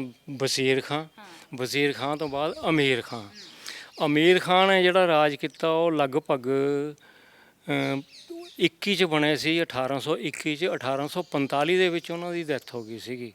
ਅੰਦਾਜ਼ਾ 26 ਸਾਲ ਉਹਨਾਂ ਨੇ ਰਾਜ ਕੀਤਾ। 26 ਸਾਲਾਂ ਤੋਂ ਬਾਅਦ ਫਿਰ ਉਹਨਾਂ ਦੇ ਬੇਟੇ ਸੀਗੇ ਵੱਡੇ ਮਹਿਬੂਬ ਅਲੀ ਖਾਨ, ਜਿਨ੍ਹਾਂ ਦਾ ਮਜ਼ਾਰ ਆ ਹੈ। ਫਿਰ ਇਹ ਨਵਾਬ ਬਣੇ ਜੀ ਮਲੇਰਕੋਟਲੇ ਦੇ। ਇਹਨਾਂ ਨੇ ਦੇਖੋ ਇਹਨਾਂ ਦਾ ਪੀਰੀਅਡ ਹੈ 1846 ਤੋਂ ਲੈ ਕੇ 1857 ਤੱਕ 11 ਸਾਲ ਇਹ ਰਾਜ ਕਰ ਗਏ ਜੀ। ਇਹ ਤਾਂ ਬ੍ਰਿਟਿਸ਼ ਰਾਜ ਆਇਆ ਸੀ। ਬ੍ਰਿਟਿਸ਼ ਰਾਜ ਸੀਗਾ, ਬ੍ਰਿਟਿਸ਼ ਰਾਜ ਦੇ ਵਿੱਚ ਹੀ ਸੀਗੇ ਇਹ ਫਿਰ ਨਵਾਬ ਬਣੇ ਮਲੇਰਕੋਟਲੇ ਦੇ। ਇਹਨਾਂ ਦਾ ਬੇਟਾ ਸੀਗਾ ਫਿਰ ਅੱਗੇ ਸਿਕੰਦਰ ਅਲੀ ਖਾਨ, ਜਿਹੜਾ ਕਿ ਮਲੇਰਕੋਟਲੇ ਦਾ ਬਹੁਤ ਸ਼ਕਤੀਸ਼ਾਲੀ ਨਵਾਬ ਹੋਇਆ ਔਰ ਇਹਨੂੰ ਪੀਰੀਅਡ ਵੀ ਵਧੀਆ ਮਿਲਿਆ। ਔਰ ਅੰਗਰੇਜ਼ਾਂ ਨਾਲ ਬਹੁਤ ਬਣਦੀ ਸੀਗੀ ਇਹਨਾਂ ਦੀ। ਅੰਗਰੇਜ਼ਾਂ ਦਾ ਜਿਵੇਂ ਕਹਿ ਦਈਏ ਵੀ ਨੂਰੇ ਨਜ਼ਰ, ਚਸ਼ਮੇ ਨਜ਼ਰ, ਚਹੇਤਾ, ਪਸੰਦੀਦਾ, ਜਾਂ ਉਹਨਾਂ ਦਾ ਵੱਧ ਵਫਾਦਾਰ ਜਾਂ ਉਹਨਾਂ ਦੀ ਵੱਧ ਗੱਲ ਮੰਨਣ ਵਾਲਾ। ਇਹ ਇਸ ਕਰਕੇ ਫਿਰ ਇਹ ਮਜ਼ਾਰ ਉਹਨਾਂ ਦਾ ਜੀ, ਸਿਕੰਦਰ ਅਲੀ ਖਾਂ ਦਾ। ਗੱਬੇ ਕਬਰ, ਆਲੇ ਦੁਆਲੇ ਉਹਨਾਂ ਦੀਆਂ ਬੇਗਮਾਂ ਦੀ ਕਬਰ ਹੈ। ਮਜ਼ਾਰ ਵੀ ਬਹੁਤ ਵੱਡਾ ਬਣਿਆ ਹੋਇਆ ਹੈ। ਉਸ ਟਾਈਮ ਰਿਆਸਤ ਦੀ ਖੁਸ਼ਹਾਲੀ ਆ ਗਈ ਸੀਗੀ, ਜੰਗਾਂ ਤੋਂ ਫਾਰਗ ਸੀਗੀ ਰਿਆਸਤ ਕੋਲੇ ਪੈਸਾ ਵੀ ਹੋ ਗਿਆ ਸੀ। ਇਸ ਕਰਕੇ ਫਿਰ ਇਹਨਾਂ ਦੇ ਉੱਤਰਾਧਿਕਾਰੀ ਨੇ ਇਹਨਾਂ ਦਾ ਜਿਹੜਾ ਮਕਬਰਾ ਹੈ ਬੜਾ ਟੌਪ ਕਲਾਸ ਬਣਾਇਆ ਸੀ, ਚੰਗਾ ਪੈਸਾ ਖਰਚ ਕਰਕੇ ਬਣਾਇਆ ਸੀ। ਪਰ ਇੱਕ ਗੱਲੋਂ ਇਹ ਮਾਰ ਖਾ ਗਏ ਕਿ ਇਹਨਾਂ ਦੇ ਔਲਾਦ ਨਹੀਂ ਹੋਈ। ਇਹਨਾਂ ਦੇ 2 ਬੇਟੇ ਹੋਏ ਸੀਗੇ, ਇੱਕ ਰੌਸ਼ਨ ਮੁਹੰਮਦ, ਇੱਕ ਗੌਸ ਮੁਹੰਮਦ, ਅਤੇ ਉਹ ਦੋਵਾਂ ਦੀ ਬਚਪਨ ਦੇ ਵਿੱਚ ਡੈਥ ਹੋ ਗਈ ਸੀਗੀ। ਉਸ ਤੋਂ ਬਾਅਦ ਇਹਨਾਂ ਦੇ ਕੋਈ ਔਲਾਦ ਨਹੀਂ ਹੋਈ। ਫਿਰ ਇਹਨਾਂ ਨੇ ਨਵਾਬ ਅਤਾਉਲਾ ਖਾਂ, ਉਹਦਾ ਪੋਤਾ ਫਿਰ ਇਹਨਾਂ ਨੇ ਗੋਦ ਲਿਆ। ਗੋਦ ਲੈ ਕੇ ਫਿਰ ਉਸ ਨੂੰ ਆਪਣਾ ਪੁੱਤਰ ਬਣਾਇਆ ਨਵਾਬ ਇਬਰਾਹੀਮ ਅਲੀ ਖਾਂ। ਉਹਨੂੰ ਫਿਰ ਨਵਾਬ ਬਣਾ ਕੇ ਇਹਨਾਂ ਤੋਂ ਬਾਅਦ ਜਿਹੜਾ ਉਹਨਾਂ ਦਾ ਉੱਤਰਾਧਿਕਾਰੀ ਹੈ ਉਹ ਸੀਗਾ ਜੀ। ਇਹਨਾਂ ਦਾ ਆਪਣਾ ਬੇਟਾ ਨਹੀਂ ਸੀ ਕੋਈ। ਹੁਣ ਉਸ ਤੋਂ ਬਾਅਦ ਆਪਾਂ ਨਵਾਬ ਇਬਰਾਹੀਮ ਅਲੀ ਖਾਂ ਦੀ ਕਬਰ 'ਤੇ ਜਾਵਾਂਗੇ। ਮੈਂ ਤੁਹਾਨੂੰ ਦੱਸ ਰਿਹਾ ਸੀਗਾ ਜਿੱਦਾਂ ਪਹਿਲਾਂ ਕਿ ਨਵਾਬ ਸਿਕੰਦਰ ਅਲੀ ਖਾਂ ਦੇ ਕੋਈ ਔਲਾਦ ਨਹੀਂ ਹੋਈ ਸੀਗੀ, ਤਾਂ ਨਵਾਬ ਸਿਕੰਦਰ ਅਲੀ ਖਾਂ ਨੇ ਨਵਾਬ ਅਤਾਉਲਾ ਖਾਂ ਦੇ ਪੋਤੇ ਨੂੰ ਗੋਦ ਲੈ ਲਿਆ ਸੀ, ਆਪਣਾ ਬੇਟਾ ਬਣਾ ਲਿਆ ਸੀਗਾ ਨਵਾਬ ਇਬਰਾਹੀਮ ਅਲੀ ਖਾਂ। ਨਵਾਬ ਇਬਰਾਹੀਮ ਅਲੀ ਖਾਂ ਨੇ ਜਿਹੜੇ ਸਿਕੰਦਰ ਅਲੀ ਖਾਂ ਦੀ ਮੌਤ ਤੋਂ ਬਾਅਦ 1871 ਦੇ ਵਿੱਚ ਨਵਾਬ ਬਣਦੇ ਨੇ ਅਤੇ 1908 ਦੇ ਵਿੱਚ ਇਹਨਾਂ ਦੀ ਡੈਥ ਹੁੰਦੀ ਹੈ। ਅਤੇ ਇਹਨਾਂ ਦੇ ਦੌਰ ਦੇ ਵਿੱਚ ਵੀ ਬਹੁਤ ਕੰਮ ਹੋਇਆ, ਕਾਫੀ ਇਹਨਾਂ ਨੇ ਮਲੇਰਕੋਟਲੇ ਦੇ ਵਿੱਚ ਬਹੁਤ ਕੁਝ ਬਣਾਇਆ। ਅਤੇ ਇਹ ਦਫਨ 1908 ਦੇ ਵਿੱਚ ਇੱਥੇ ਦਫਨ ਕੀਤਾ। ਇਹ ਉਹਨਾਂ ਦੀ ਕਬਰ ਹੈ ਜੀ। ਇਹ ਨਵਾਬ ਇਬਰਾਹੀਮ ਅਲੀ ਖਾਨ। ਇਹਨਾਂ ਦੇ ਬੇਟੇ ਹੋਏ ਅੱਗੇ ਫਿਰ ਨਵਾਬ ਅਹਿਮਦ ਅਲੀ ਖਾਨ। ਨਵਾਬ ਅਹਿਮਦ ਅਲੀ ਖਾਨ ਨੂੰ ਮਲੇਰਕੋਟਲੇ 'ਤੇ ਰਾਜ ਕਰਨ ਦਾ ਟਾਈਮ ਬਹੁਤ ਮਿਲਿਆ। ਉਹ 1908 'ਚ ਬਣੇ, 1947 ਤੱਕ ਉਹ ਨਵਾਬ ਰਹੇ ਮਲੇਰਕੋਟਲੇ ਦੇ, ਯਾਨੀ ਕਿ 39 ਸਾਲ ਉਹ ਮਲੇਰਕੋਟਲੇ ਦੇ ਨਵਾਬ ਰਹੇ। ਔਰ ਉਹਨਾਂ ਨੇ ਸਭ ਤੋਂ ਵੱਧ ਮੇਰੇ ਖਿਆਲ ਦੇ ਵਿੱਚ ਤਰੱਕੀ ਦੇ ਕੰਮ ਜਿਹੜੇ ਨੇ ਨਵਾਬ ਅਹਿਮਦ ਅਲੀ ਖਾਂ ਦੇ ਦੌਰ 'ਚ ਹੋਏ ਨੇ, ਕਿਉਂਕਿ ਜ਼ਮਾਨਾ ਵੀ ਬਦਲ ਗਿਆ ਸੀਗਾ, ਅੰਗਰੇਜ਼ਾਂ ਦਾ ਦੌਰ ਸੀ ਔਰ ਅੰਗਰੇਜ਼ਾਂ ਦਾ ਵੀ ਆਖਰੀ ਪੀਰੀਅਡ, ਔਰ ਉਹਨਾਂ ਨੇ ਬਹੁਤ ਕੁਝ ਬਣਾਇਆ ਆਪਣੇ ਦੌਰ ਦੇ ਵਿੱਚ। ਅਤੇ ਇਹ ਅੱਗੇ ਜਿਹੜੀ ਮੈਂ ਤੁਹਾਨੂੰ ਕਬਰ ਦਿਖਾ ਰਿਹਾ ਉਹ ਨਵਾਬ ਅਹਿਮਦ ਅਲੀ ਖਾਂ ਦੀ ਕਬਰ ਹੈ ਜੀ। ਨਵਾਬ, ਹਾਂਜੀ, ਕਿੰਨੇ ਨਵਾਬ ਸੀਗੇ? ਇਹ ਮਲੇਰਕੋਟਲੇ ਦੇ 21ਵੇਂ ਨਵਾਬ ਸੀਗੇ ਜੀ। 21ਵੇਂ ਨਵਾਬ ਸੀਗੇ ਨਵਾਬ ਅਹਿਮਦ ਅਲੀ ਖਾਨ ਸਾਹਿਬ। ਇਹ ਇਹਨਾਂ ਦਾ ਨਾਮ ਹੈ। 1908 'ਚ ਨਵਾਬ ਬਣੇ, 1947 ਤੱਕ ਰਹੇ ਇਹ। ਅਤੇ ਸੰਨ 47 ਦੇ ਵਿੱਚ ਜਦੋਂ ਇੰਡੀਆ ਪਾਕਿਸਤਾਨ ਬਣਿਆ, ਅਫਰਾ ਤਫਰੀ ਹੋ ਗਈ, ਉੱਧਰਲੇ ਲੋਕ ਉੱਧਰ, ਮਾਰਾਂ ਕੁੱਟਾਂ ਵੱਧ ਗਈਆਂ, ਤਾਂ ਉਸ ਟਾਈਮ ਇਹ ਥੋੜ੍ਹਾ ਜਿਹਾ ਇਹਨਾਂ ਨੂੰ ਝਟਕਾ ਲੱਗਿਆ, ਸਦਮਾ ਕਰ ਗਏ ਇਹ ਕਿ ਯਾਰ ਮੇਰੀ ਰਿਆਸਤ ਦੇ ਵਿੱਚ ਤਾਂ ਹਿੰਦੂ ਮੁਸਲਮਾਨ ਸਿੱਖ ਈਸਾਈ ਸਭ ਇਕੱਠੇ ਰਹਿੰਦੇ ਨੇ, ਬੜੇ ਪਿਆਰ ਮੁਹੱਬਤ ਨਾਲ ਰਹਿੰਦੇ ਨੇ, ਅੱਜ ਤੱਕ ਕੋਈ ਇਹੋ ਜਿਹਾ ਨਹੀਂ, ਇਹ ਕੀ ਹੋ ਗਿਆ ਇਹ, ਅਤੇ ਮਤਲਬ ਆਵਾਮ ਦਾ, ਪਬਲਿਕ ਦਾ ਕੀ ਬਣੂਗਾ। ਉਸ ਟਾਈਮ ਇਹ ਸਦਮਾ ਕਰਕੇ ਇਹਨਾਂ ਨੂੰ ਹਾਰਟ ਅਟੈਕ ਹੋਇਆ। ਹਾਰਟ ਅਟੈਕ ਦੇ ਨਾਲ ਇਹਨਾਂ ਦੀ 47 ਦੇ ਵਿੱਚ ਹੀ ਡੈਥ ਹੋ ਗਈ। ਉਹਨਾਂ ਤੋਂ ਬਾਅਦ ਫਿਰ ਇਹਨਾਂ ਦੇ ਪੁੱਤਰ ਸੀਗੇ ਨਵਾਬ ਇਫਤਖਾਰ ਅਲੀ ਖਾਨ, ਫਿਰ ਉਹ ਨਵਾਬ ਬਣੇ। ਉਹ ਮੇਰੇ ਖਿਆਲ 6 ਕੁ ਮਹੀਨੇ ਰਹੇ ਨੇ। ਉਸ ਤੋਂ ਬਾਅਦ ਫਿਰ ਇਹ ਨਵਾਬੀਆਂ ਖ਼ਤਮ ਕਰਤੀਆਂ ਸੀਗੀਆਂ ਨਵਾਬੀਆਂ। ਇਹ ਇਹਨਾਂ ਦੀ ਕਬਰ ਹੈ ਜੀ, ਆਖਰੀ ਨਵਾਬ 22ਵੇਂ, ਜਿਹੜੇ ਕਿ 6 ਕੁ ਮਹੀਨੇ ਨਵਾਬ ਰਹੇ। ਉਸ ਤੋਂ ਬਾਅਦ ਫਿਰ ਪੈਪਸੂ ਬਣਾ ਦਿੱਤਾ ਗਿਆ। ਪੈਪਸੂ ਦੇ ਜਿਹੜੇ ਚੀਫ ਸੀਗੇ ਉਹ ਪਟਿਆਲੇ ਦੇ ਮਹਾਰਾਜਾ ਯਾਦਵਿੰਦਰ ਸਿੰਘ ਜੀ ਬਣਾਏ, ਔਰ ਮਲੇਰਕੋਟਲੇ ਦੇ ਨਵਾਬ ਇਫਤਖਾਰ ਅਲੀ ਖਾਨ ਨੂੰ ਡਿਪਟੀ ਚੀਫ ਬਣਾਇਆ ਪੈਪਸੂ ਦਾ, ਅਤੇ 6 ਕੁ ਮਹੀਨੇ ਨਵਾਬ ਰਹੇ। ਫਿਰ ਪੈਪਸੂ ਜਾ ਕੇ ਫਿਰ 3 ਵਾਰ ਇਲੈਕਸ਼ਨ ਲੜਿਆ, 3 ਵਾਰ ਮਲੇਰਕੋਟਲੇ ਦੇ MLA ਰਹੇ ਇਹ। 2 ਵਾਰ ਇਹਨਾਂ ਦੀਆਂ ਬੇਗਮਾਂ MLA ਰਹੀਆਂ, ਯਾਨੀ ਕਿ ਸੰਨ 47 ਤੋਂ ਬਾਅਦ ਜਿੰਨੇ ਇਲੈਕਸ਼ਨ ਹੋਏ ਨੇ ਤਾਂ 6 ਵਾਰ ਤਾਂ ਇਹਨਾਂ ਦੇ ਪਰਿਵਾਰ ਦੇ ਲੋਕ ਹੀ MLA ਰਹੇ ਨੇ। 3 ਵਾਰ ਇਹ ਆਪ MLA ਰਹੇ, 1 ਵਾਰ ਇਹਨਾਂ ਦੀ 1 ਬੇਗਮ MLA ਰਹੀ, 2 ਵਾਰ ਇਹਨਾਂ ਦੀ 1 ਬੇਗਮ MLA ਰਹੀ, ਯਾਨੀ ਕਿ 6 5 30 ਸਾਲ ਇਹਨਾਂ ਨੇ ਫਿਰ MLA ਵਜੋਂ ਮਲੇਰਕੋਟਲੇ ਦੀ ਸੇਵਾ ਕੀਤੀ। ਪਹਿਲਾਂ ਨਵਾਬੀ 'ਚ ਸੇਵਾ ਕਰਦੇ, ਉਸ ਤੋਂ ਬਾਅਦ ਫਿਰ ਇਹਨਾਂ ਨੇ ਸਿਆਸਤ 'ਚ ਸੇਵਾ ਕੀਤੀ। ਮਤਲਬ ਇਹਨਾਂ ਦੇ ਵੰਸ਼ ਦੇ ਹਿੱਸੇ ਆਈ ਆ ਸੇਵਾ ਇਹਨਾਂ, ਹਾਂ, ਵੰਸ਼, ਪਰ ਇਹਨਾਂ ਦੇ ਵੀ ਔਲਾਦ ਨਹੀਂ ਹੋਈ। ਇਹਨਾਂ ਦੇ ਕੋਈ ਔਲਾਦ ਨਹੀਂ ਹੋਈ, ਹਾਲਾਂਕਿ ਇਹਨਾਂ ਦੀਆਂ 4 ਸ਼ਾਦੀਆਂ ਹੋਈਆਂ, 4 ਤੋਂ ਕਿਸੇ ਦੇ ਕੋਈ ਔਲਾਦ ਨਹੀਂ ਹੋਈ, ਅਤੇ ਇਹ ਬੇਔਲਾਦ ਇੰਤਕਾਲ ਹੋ ਗਿਆ, ਡੈਥ ਹੋ ਗਈ ਇਹਨਾਂ ਦੀ। ਅਤੇ ਕਹਿੰਦੇ ਹੁੰਦੇ ਨੇ ਕਿ ਜਦੋਂ ਕਿਸੇ ਦਾ ਅੱਗੇ ਵੰਸ਼ ਚੱਲਦਾ ਹੋਵੇ ਉਹੀ ਫਿਰ ਉਹਦੀ ਦੇਖਭਾਲ ਸੰਭਾਲ ਕਰਦਾ। ਹੁਣ ਇਹਨਾਂ ਦੇ ਵੰਸ਼ ਦੇ ਵਿੱਚੋਂ ਵੰਸ਼ ਤਾਂ ਅੱਗੇ ਚੱਲਿਆ ਨਹੀਂ, ਇੱਥੇ ਖ਼ਤਮ ਹੋ ਗਿਆ। ਉਸ ਤੋਂ ਬਾਅਦ ਹੁਣ ਇਹਨਾਂ ਮਕਬਰਿਆਂ ਦੀ ਦੇਖਭਾਲ ਕੌਣ ਕਰੂਗਾ? ਇੱਕ ਇਹਨਾਂ ਦੀ ਬੇਗਮ ਹੁਣ ਜ਼ਿੰਦਾ, ਉਹ ਵੀ 100 ਸਾਲ ਨੂੰ ਹੱਥ ਲਾਉਣ ਵਾਲੇ ਨੇ, ਜਿਹੜੇ ਰਾਜ ਮਾਤਾ ਦੇ ਤੌਰ 'ਤੇ ਰਹਿ ਰਹੇ ਨੇ।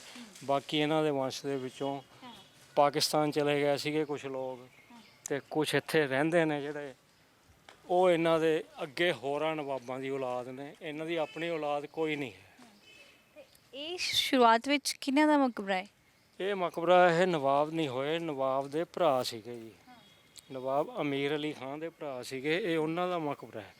ਕਿਉਂਕਿ ਨਵਾਬ ਅਮੀਰ ਅਲੀ ਖਾਂ ਕਾਫੀ ਟਾਈਮ 24-25 ਸਾਲ ਨਵਾਬ ਰਹੇ ਮਲੇਰਕੋਟਲੇ ਦੇ, ਔਰ ਉਹਨਾਂ ਦਾ ਦੌਰ ਵੀ ਬੜਾ ਸੁਨਹਿਰਾ ਦੌਰ ਸੀਗਾ, ਅੰਗਰੇਜ਼ਾਂ ਦੇ ਬਹੁਤ ਨੇੜੇ ਸੀਗੇ। ਇਹ ਫਿਰ ਮਕਬਰਾ ਉਹਨਾਂ ਨੇ ਬਣਾਇਆ ਸੀਗਾ, ਫਿਰ ਅੰਗਰੇਜ਼ਾਂ ਨੇ ਉਹਨਾਂ ਨੂੰ ਅਫਗਾਨਿਸਤਾਨ ਵੱਲ ਜੰਗ 'ਚ ਭੇਜਤਾ ਇੱਕ ਜਗ੍ਹਾ, ਫਿਰ ਇਹ ਅਧੂਰਾ ਰਹਿ ਗਿਆ ਸੀਗਾ ਮਕਬਰਾ। ਇਹ ਉਹਨਾਂ ਦੇ ਭਰਾ ਦੀ ਡੈਥ ਉਹਨਾਂ ਦੇ ਹੁੰਦੇ ਹੀ ਹੋ ਗਈ ਸੀਗੀ, ਅਤੇ ਇਹ ਕੰਪਲੀਟ ਨਹੀਂ ਹੋ ਸਕਿਆ। ਉੱਧਰ ਇੱਕ ਮਜ਼ਾਰ ਤੁਸੀਂ ਦੇਖੋਗੇ, ਇਹ ਨਵਾਬ ਦਿਲਾਵਰ ਅਲੀ ਖਾਨ ਦਾ ਹੈ। ਇਹ ਨਵਾਬ ਨਹੀਂ ਸੀਗੇ, ਮਲੇਰਕੋਟਲੇ ਦੇ ਨਵਾਬ ਨਹੀਂ ਬਣੇ, ਪਰ ਇਹਨਾਂ ਨੂੰ ਨਵਾਬ ਹੀ ਕਹਿੰਦੇ ਸੀਗੇ। ਕਿਉਂ? ਕਿਉਂਕਿ ਇਹਨਾਂ ਦਾ ਦਾਦਾ ਵੀ ਨਵਾਬ ਸੀਗਾ। ਅੱਗੇ ਇਹਨਾਂ ਦਾ ਪੁੱਤਰ ਇਬਰਾਹੀਮ ਅਲੀ ਖਾਂ, ਜਿਹਨੂੰ ਕਿ ਸਿਕੰਦਰ ਅਲੀ ਖਾਂ ਨੇ ਗੋਦ ਲੈ ਲਿਆ ਸੀਗਾ, ਉਹ ਵੀ ਨਵਾਬ ਬਣਿਆ। ਯਾਨੀ ਕਿ ਦਾਦਾ ਵੀ ਨਵਾਬ, ਪੁੱਤ ਵੀ ਨਵਾਬ, ਇਸ ਕਰਕੇ ਫਿਰ ਇਹਨਾਂ ਨੂੰ ਨਵਾਬ ਹੀ ਕਿਹਾ ਜਾਂਦਾ ਸੀਗਾ। ਇਹ ਦਿਲਾਵਰ ਅਲੀ ਖਾਂ, ਇਹ ਇਹਨਾਂ ਦਾ ਮਕਬਰਾ ਹੈ। ਇਹ ਬਾਅਦ 'ਚ ਬਣਾਇਆ ਗਿਆ ਸੀਗਾ, ਇਬਰਾਹੀਮ ਅਲੀ ਖਾਂ ਨੇ ਬਣਾਇਆ ਸੀਗਾ, ਔਰ ਇਹ ਵੀ ਅਧੂਰਾ ਰਹਿ ਗਿਆ, ਪੂਰਾ ਨਹੀਂ ਹੋ ਸਕਿਆ। ਉਸ ਟਾਈਮ ਵੱਡੀ ਇੱਟ ਚੱਲ ਗਈ ਸੀਗੀ ਜੀ, ਇਹ ਵੱਡੀ ਇੱਟ ਦਾ ਬਣਿਆ ਹੋਇਆ ਦਿਖ ਰਿਹਾ ਹੈ। ਬਾਕੀ ਸਾਰੇ ਮਕਬਰੇ ਤੁਹਾਨੂੰ ਛੋਟੀ ਇੱਟ ਦੇ ਬਣੇ ਹੋਏ ਮਿਲਣਗੇ। ਸੋ ਅਸੀਂ ਵਿਚਾਲੇ ਕਬਰਾਂ ਤੁਹਾਨੂੰ ਦਿਖ ਰਹੀਆਂ ਨੇ, ਇਹ ਸਭ ਸ਼ਾਹੀ ਵੰਸ਼ ਦੇ, ਸ਼ਾਹੀ ਪਰਿਵਾਰ ਦੇ ਲੋਕਾਂ ਦੀਆਂ ਕਬਰਾਂ ਨੇ, ਹੋਰ ਕਿਸੇ ਦੀ ਨਹੀਂ ਹੈ। ਔਰ ਅਸੀਂ ਸਾਂਭ ਸੰਭਾਲ ਦੀ ਗੱਲ ਕਰੀਏ ਤਾਂ ਕਿਹਨਾਂ ਦੇ ਕੋਲ ਆ ਇਹਦੀ ਕੋਈ ਦੇਖ ਰੇਖ ਕਰ ਵੀ ਰਿਹਾ ਜਾਂ ਫਿਰ ਜਿਵੇਂ ਹਾਲੇ ਅਧੂਰੀਆਂ ਜੀਆਂ ਕਿਤੇ ਕਿਤੇ ਪੂਰੀਆਂ ਥੋੜ੍ਹੀਆਂ ਬਹੁਤੀਆਂ ਲੱਗਦਾ ਤੁਸੀਂ ਟੁੱਟੀਆਂ ਸੀਗੀਆਂ ਉੱਥੇ ਥੋੜ੍ਹੀਆਂ ਬਹੁਤੀਆਂ ਬਣੀਆਂ ਵੀ ਹੈਗੀਆਂ ਨੇ ਪਰ ਕੀ ਲੱਗਦਾ ਹੈਗਾ ਹੁਣ ਇਹਦੀ ਸਾਂਭ ਸੰਭਾਲ ਕੌਣ ਕਰ ਰਿਹਾ ਹੈਗਾ ਅਸੀਂ ਇਹ ਜਾਣਨਾ ਚਾਹਾਂਗੇ ਥੋੜਾ ਥੱਲੇ ਚੱਲ ਜਾਈਏ ਪਹਿਲਾਂ। ਇਸ ਟਾਈਮ ਇਹਨਾਂ ਦੀ ਸਾਂਭ ਸੰਭਾਲ ਕੋਈ ਨਹੀਂ ਕਰ ਰਿਹਾ ਜੀ। ਜੇ ਤਾਂ ਇਸ ਵੰਸ਼ ਦੇ ਵਿੱਚੋਂ ਕੋਈ ਜਿਉਂਦਾ ਹੁੰਦਾ ਜਾਂ ਨਵਾਬ ਦੀ ਅੱਗੇ ਔਲਾਦ ਹੁੰਦੀ ਫਿਰ ਤਾਂ ਇਹਦੀ ਸਾਂਭ ਸੰਭਾਲ ਹੋਣੀ ਸੀਗੀ। ਹੁਣ ਨਵਾਬ ਦੇ ਅੱਗੇ ਔਲਾਦ ਨਹੀਂ ਹੋਈ, ਇਸ ਕਰਕੇ ਸਾਂਭ ਸੰਭਾਲ ਕੌਣ ਕਰੇ। ਤੇ ਇਹ ਸਰਕਾਰ ਨੂੰ ਚਾਹੀਦਾ ਇਹਨਾਂ ਦੀ ਦੇਖਭਾਲ ਕਰਨ, ਕੁਝ ਬਣਾਉਣ ਇਹਨਾਂ ਨੂੰ, ਆਉਣ ਵਾਲੀਆਂ ਪੀੜ੍ਹੀਆਂ ਨੂੰ, ਆਉਣ ਵਾਲੀਆਂ ਨਸਲਾਂ ਨੂੰ ਸਾਨੂੰ ਤਦੀ ਪਤਾ ਚੱਲੇ। ਖੋਜਣਾ ਵੀ ਪੈਣ ਦੀ ਕੁਛ ਕਿਉਂਕਿ ਸਾਰੀ ਖੋਜ ਤੁਸੀਂ ਕਰ ਹੀ ਲਈ ਆ, ਬਸ ਇਹਦੀ ਸਾਂਭ ਸੰਭਾਲ ਜ਼ਰੂਰੀ ਹੈ। ਸਾਂਭ ਸੰਭਾਲ ਜ਼ਰੂਰੀ ਹੈ। ਮਕਬਰਿਆਂ ਦੀ ਦਿਸ਼ਾ ਬਹੁਤ ਮਾੜੀ ਹੈ ਜੀ। ਹਾਲਤ ਦੇਖੋ ਤੁਸੀਂ, ਇਹ ਕੱਲ੍ਹ ਨੂੰ ਅਗਰ ਢਹਿ ਜਾਂਦਾ, ਗਿਰ ਜਾਂਦਾ, ਇਹ ਮੀਨਾਰ ਫਿਰ ਨਹੀਂ ਬਣਨੇ।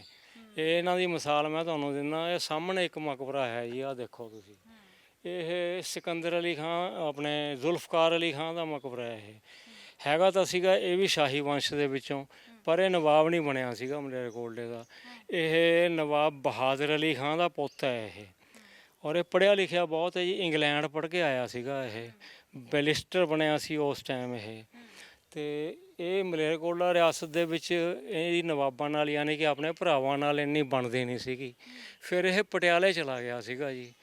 ਪਟਿਆਲੇ ਦੇ ਜਿਹੜੇ ਰਾਜੇ ਸੀਗੇ, ਮਹਾਰਾਜੇ, ਉਹਨਾਂ ਨੇ ਇਹਨਾਂ ਨੂੰ ਆਪਣੇ ਕੋਲ ਉੱਥੇ ਰੱਖ ਲਿਆ ਸੀ, ਕਿਉਂਕਿ ਇਹ ਵੀ ਸ਼ਾਹੀ ਪਰਿਵਾਰ ਦਾ ਬੰਦਾ ਸੀ, ਇੱਕ ਪੜ੍ਹਿਆ ਲਿਖਿਆ ਬਹੁਤ ਜ਼ਿਆਦਾ ਸੀਗਾ, ਇੰਗਲੈਂਡ ਤੋਂ ਪੜ੍ਹ ਕੇ ਆਇਆ ਸੀਗਾ।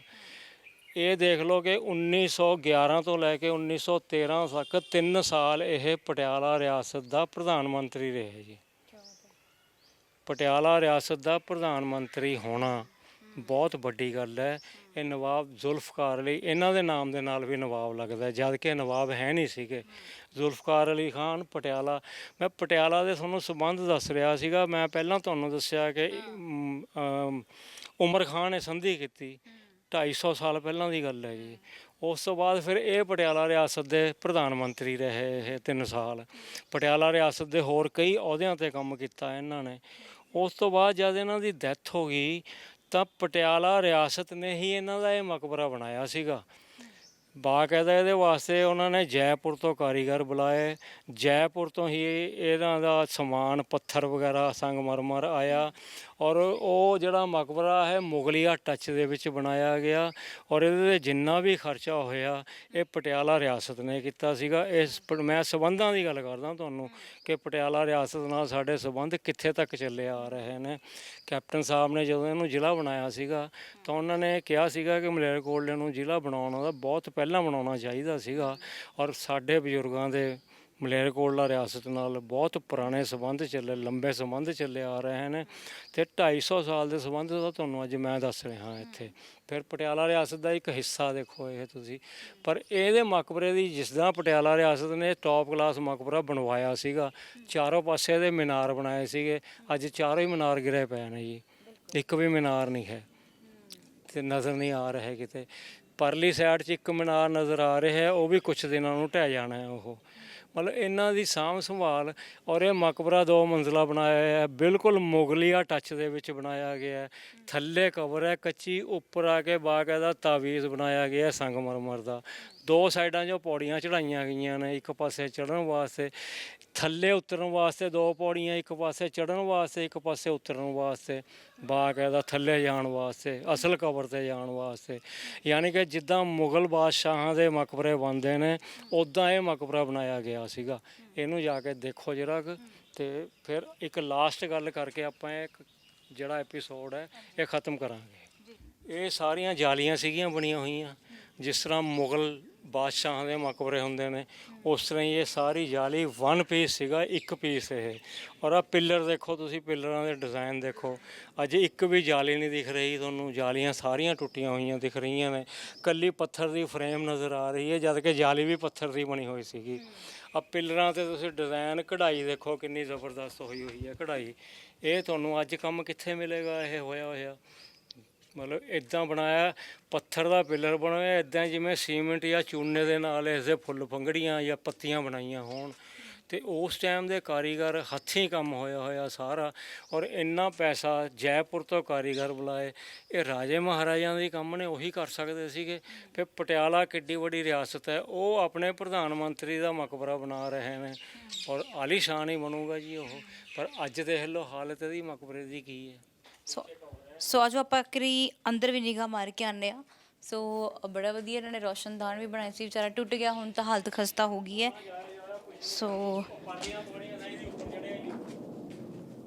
ਵੈਸੇ ਤਾਂ ਕੱਚਾ, ਪਰ ਬਿਲਡਿੰਗ 'ਚ ਖਾਸ ਤੌਰ 'ਤੇ ਹੈ ਤਾਂ ਮਕਬਰਾ ਹੀ ਆ ਵੈਸੇ, ਪਰ ਬਿਲਡਿੰਗ ਦੀ ਖਾਸ ਤੌਰ 'ਤੇ ਅਸੀਂ ਗੱਲ ਕਰੀਏ ਤਾਂ ਇਹ ਜੋ ਦੇਖ ਸਕਦੇ ਹੋ ਕਿ ਇਹਦੀ ਡਿਜ਼ਾਈਨਿੰਗ, ਕਾਰੋਬਾਰ, ਜਿਹੜੀ ਕਾਰੀਗਰੀ ਹੈ ਨਾ, ਉਹ ਬਾਕਮਾਲ ਹੈ।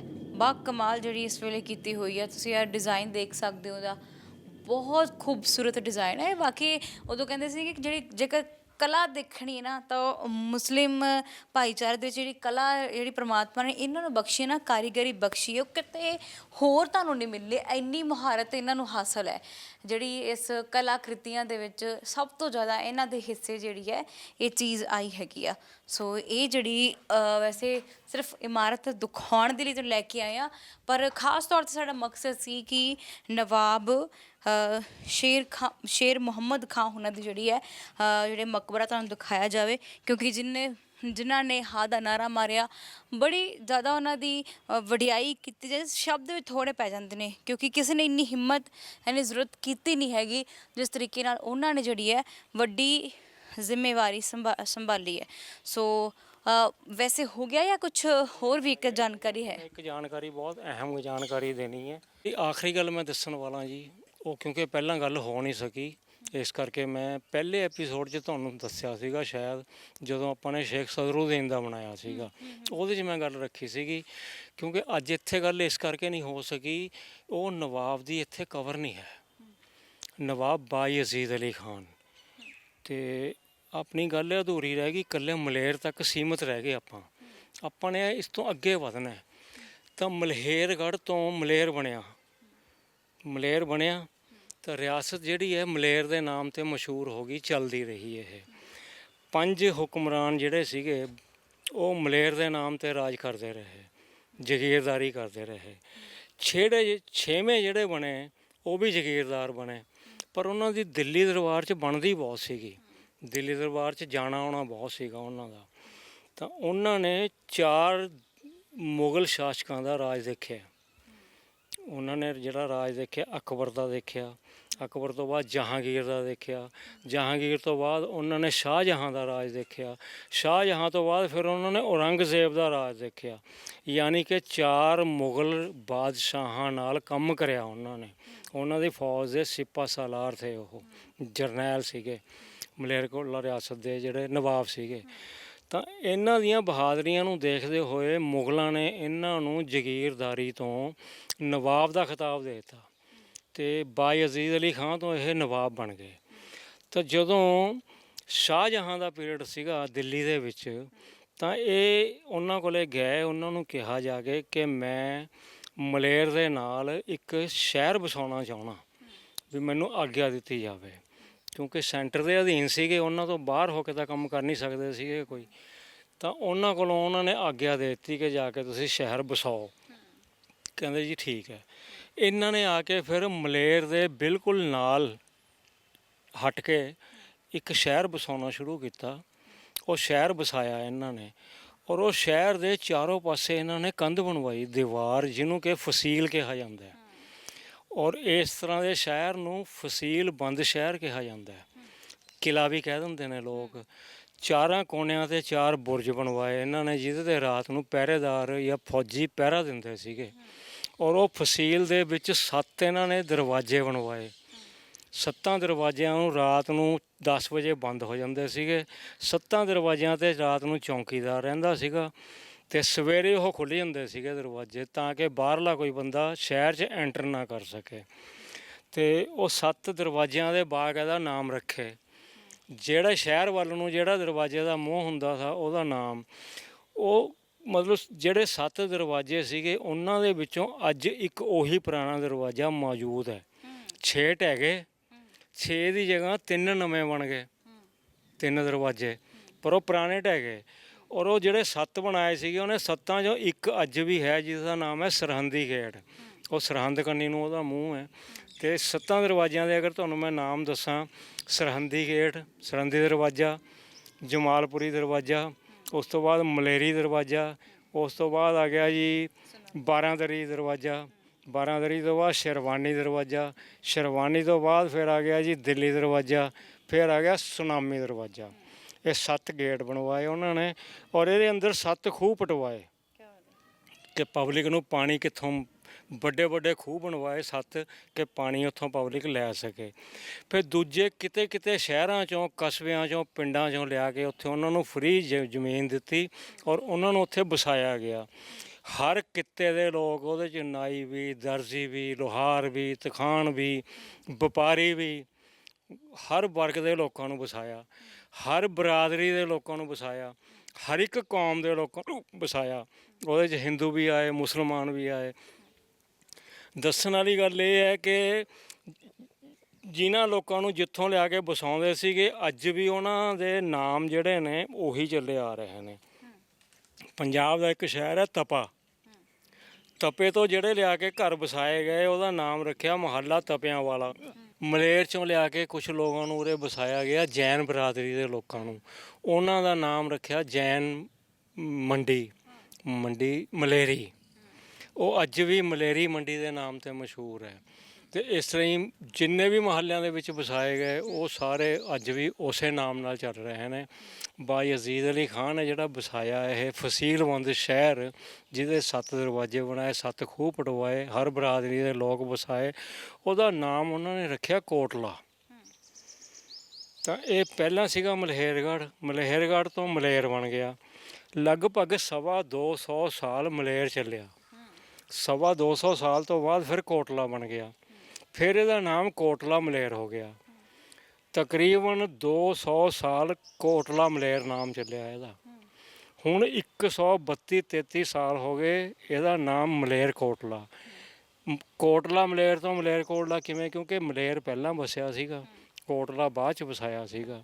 ਅਤੇ ਉਹਨਾਂ ਨੂੰ ਵਸਾਉਣ ਵਾਸਤੇ ਮਲੇਰ ਕੋਟਲਾ 2 ਅਲੱਗ-ਅਲੱਗ ਕਸਬੇ ਨੇ। ਇਹਨਾਂ ਨੂੰ ਕੋਟਲਾ ਮਲੇਰ ਕਿਹਾ ਗਿਆ। ਉਸ ਤੋਂ ਬਾਅਦ ਫਿਰ ਮਲੇਰ ਕੋਟਲਾ ਕਿਹਾ ਗਿਆ। ਵੀ ਇਹ ਜਿਹੜਾ ਮਲੇਰ ਕੋਟਲਾ ਨਾਮ ਵਜੂਦ ਦੇ ਵਿੱਚ ਆਇਆ, ਮਲੇਰਗੜ੍ਹ ਤੋਂ ਮਲੇਰ ਬਣਿਆ, ਮਲੇਰ ਤੋਂ ਕੋਟਲਾ ਮਲੇਰ ਬਣਿਆ, ਕੋਟਲੇ ਮਲੇਰ ਤੋਂ ਮਲੇਰ ਕੋਟਲਾ ਬਣਿਆ। ਅਤੇ ਅੱਜ ਜਿਹੜਾ ਮਲੇਰ ਕੋਟਲਾ ਪ੍ਰਚਲਿਤ ਹੈ ਇਹ 132-33 ਸਾਲਾਂ ਤੋਂ ਮਲੇਰ ਕੋਟਲਾ ਹੀ ਚੱਲਿਆ ਆ ਰਿਹਾ ਹੈ। ਇੱਦਾਂ ਨਾਮ ਇਹ ਮਲੇਰ ਕੋਟਲਾ ਪਿਆ ਹੈ ਇਸਦਾ। ਅਤੇ ਉਹ ਬਾਯਜ਼ੀਦ ਅਲੀ ਖਾਨ ਦੀ ਡੈਥ ਤੋਂ ਬਾਅਦ ਫਿਰ ਉਹਨਾਂ ਦਾ ਬੇਟਾ ਫਿਰੋਜ਼ ਖਾਨ ਨਵਾਬ ਬਣਦਾ, ਫਿਰ ਸ਼ੇਰ ਮੁਹੰਮਦ ਖਾਨ ਜੀ ਨਵਾਬ ਬਣਦੇ ਨੇ। ਇਹ ਹੈ ਮਲੇਰਕੋਟਲੇ ਦੇ ਨਵਾਬਾਂ ਦੀ ਕਹਾਣੀ। ਕਿਆ ਬਾਤ ਹੈ ਜੀ। ਸੋ ਇਹ ਸਾਨੂੰ ਕਿਸੇ ਨੇ ਨਹੀਂ ਬਰੀਕੀ ਦੇ ਨਾਲ ਜਾਣਕਾਰੀ ਦੇਣੀ ਨਹੀਂ ਸੀ ਜਿੰਨੀ ਤੁਸੀਂ ਮਿਹਨਤ ਕੀਤੀ ਹੈ। ਸੋ ਇੱਕ ਉਮੀਦ ਆਸ ਕਰਦੇ ਹਾਂ ਕਿ ਸਰਕਾਰ ਇਸ ਨੂੰ ਸਾਂਭੇ ਵੀ ਜ਼ਰੂਰ ਹੈ ਨਾ, ਕਿ ਜੇਕਰ ਇਹਨਾਂ ਨਵਾਬਾਂ ਦੀ ਕਹਾਣੀ, ਜੇ ਸਾਰੇ ਦਰਿਆ ਦਿਲੀ ਵਾਲੇ ਸੀ, ਨਰਮ ਦਿਲ ਵਾਲੇ ਸੀ, ਜਿਨ੍ਹਾਂ ਨੇ ਕਦੇ ਜੰਗਾਂ ਜੁਦਾਂ 'ਚ ਭਾਗ ਹੀ ਨਹੀਂ ਲਿਆ ਸੀ, ਸੋ ਉਹਨਾਂ ਦੀ ਜਿਹੜੀ ਆ ਕਹਾਣੀ ਨੂੰ ਜ਼ਰੂਰ ਲੋਕਾਂ ਤਾਈਂ ਪਹੁੰਚਾਉਣਾ ਜ਼ਰੂਰੀ ਹੋ ਜਾਂਦਾ ਹੈ। ਸੋ ਤੁਹਾਡਾ ਸ਼ੁਕਰੀਆ ਅਦਾ ਕਰਦੇ ਹਾਂ ਕਿ ਤੁਸੀਂ ਸਾਨੂੰ ਬੜੀ ਬਾਰੀਕੀ ਨਾਲ ਕੱਲੀ ਜਿਹੜੀ ਆ ਚੀਜ਼ 'ਤੇ ਸਾਂਝ ਪਾਈ ਹੈ। ਬਹੁਤ ਬਹੁਤ ਸ਼ੁਕਰੀਆ ਜੀ। ਮਿਹਰਬਾਨੀ ਤੁਹਾਡੀ, ਬਹੁਤ ਬਹੁਤ। ਤੁਸੀਂ ਆਏ, ਇੰਨੀ ਖੇਚਲ ਕੀਤੀ ਇੱਥੇ, ਅਤੇ ਮੇਰਾ ਫਰਜ਼ ਬਣਦਾ ਸੀਗਾ ਕਿ ਮੈਨੂੰ ਜੋ ਪਤਾ ਹੈ ਮੈਂ ਦੱਸਾਂ, ਆਉਣ ਵਾਲੀਆਂ ਨਸਲਾਂ ਨੂੰ ਇਸ ਦਾ ਪਤਾ ਚੱਲੇ। ਅਤੇ ਤੁਹਾਡਾ ਵੀ ਬਹੁਤ ਬਹੁਤ ਸ਼ੁਕਰੀਆ, ਮਿਹਰਬਾਨੀ ਜੀ।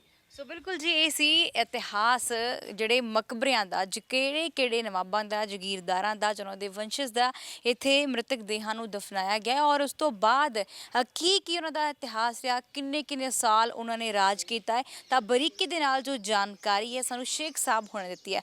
ਆਉਣਾ ਚਾਹੁੰਦੇ ਹੋ ਤਾਂ ਮਲੇਰਕੋਟਲਾ ਦੇ ਵਿੱਚ ਆ ਕੇ ਦੇਖ ਵੀ ਸਕਦੇ ਹੋ, ਮਕਬਰਿਆਂ ਵਾਲੀ ਗਲੀ ਵੱਜਦੀ ਹੈਗੀ ਆ। ਸੋ ਇਹ ਜਿਹੜਾ ਇਤਿਹਾਸ ਤੁਹਾਨੂੰ ਬਾਖੂਬੀ ਜਿਹੜਾ ਜਾਣੂ ਕਰਵਾਇਆ ਗਿਆ। ਹਾਲੇ ਰੰਗ ਬਹੁਤ ਨੇ ਮਲੇਰਕੋਟਲੇ ਦੇ, ਬੜੇ ਰੰਗ ਹੋਰ ਦਿਖਾਉਣੇ ਨੇ।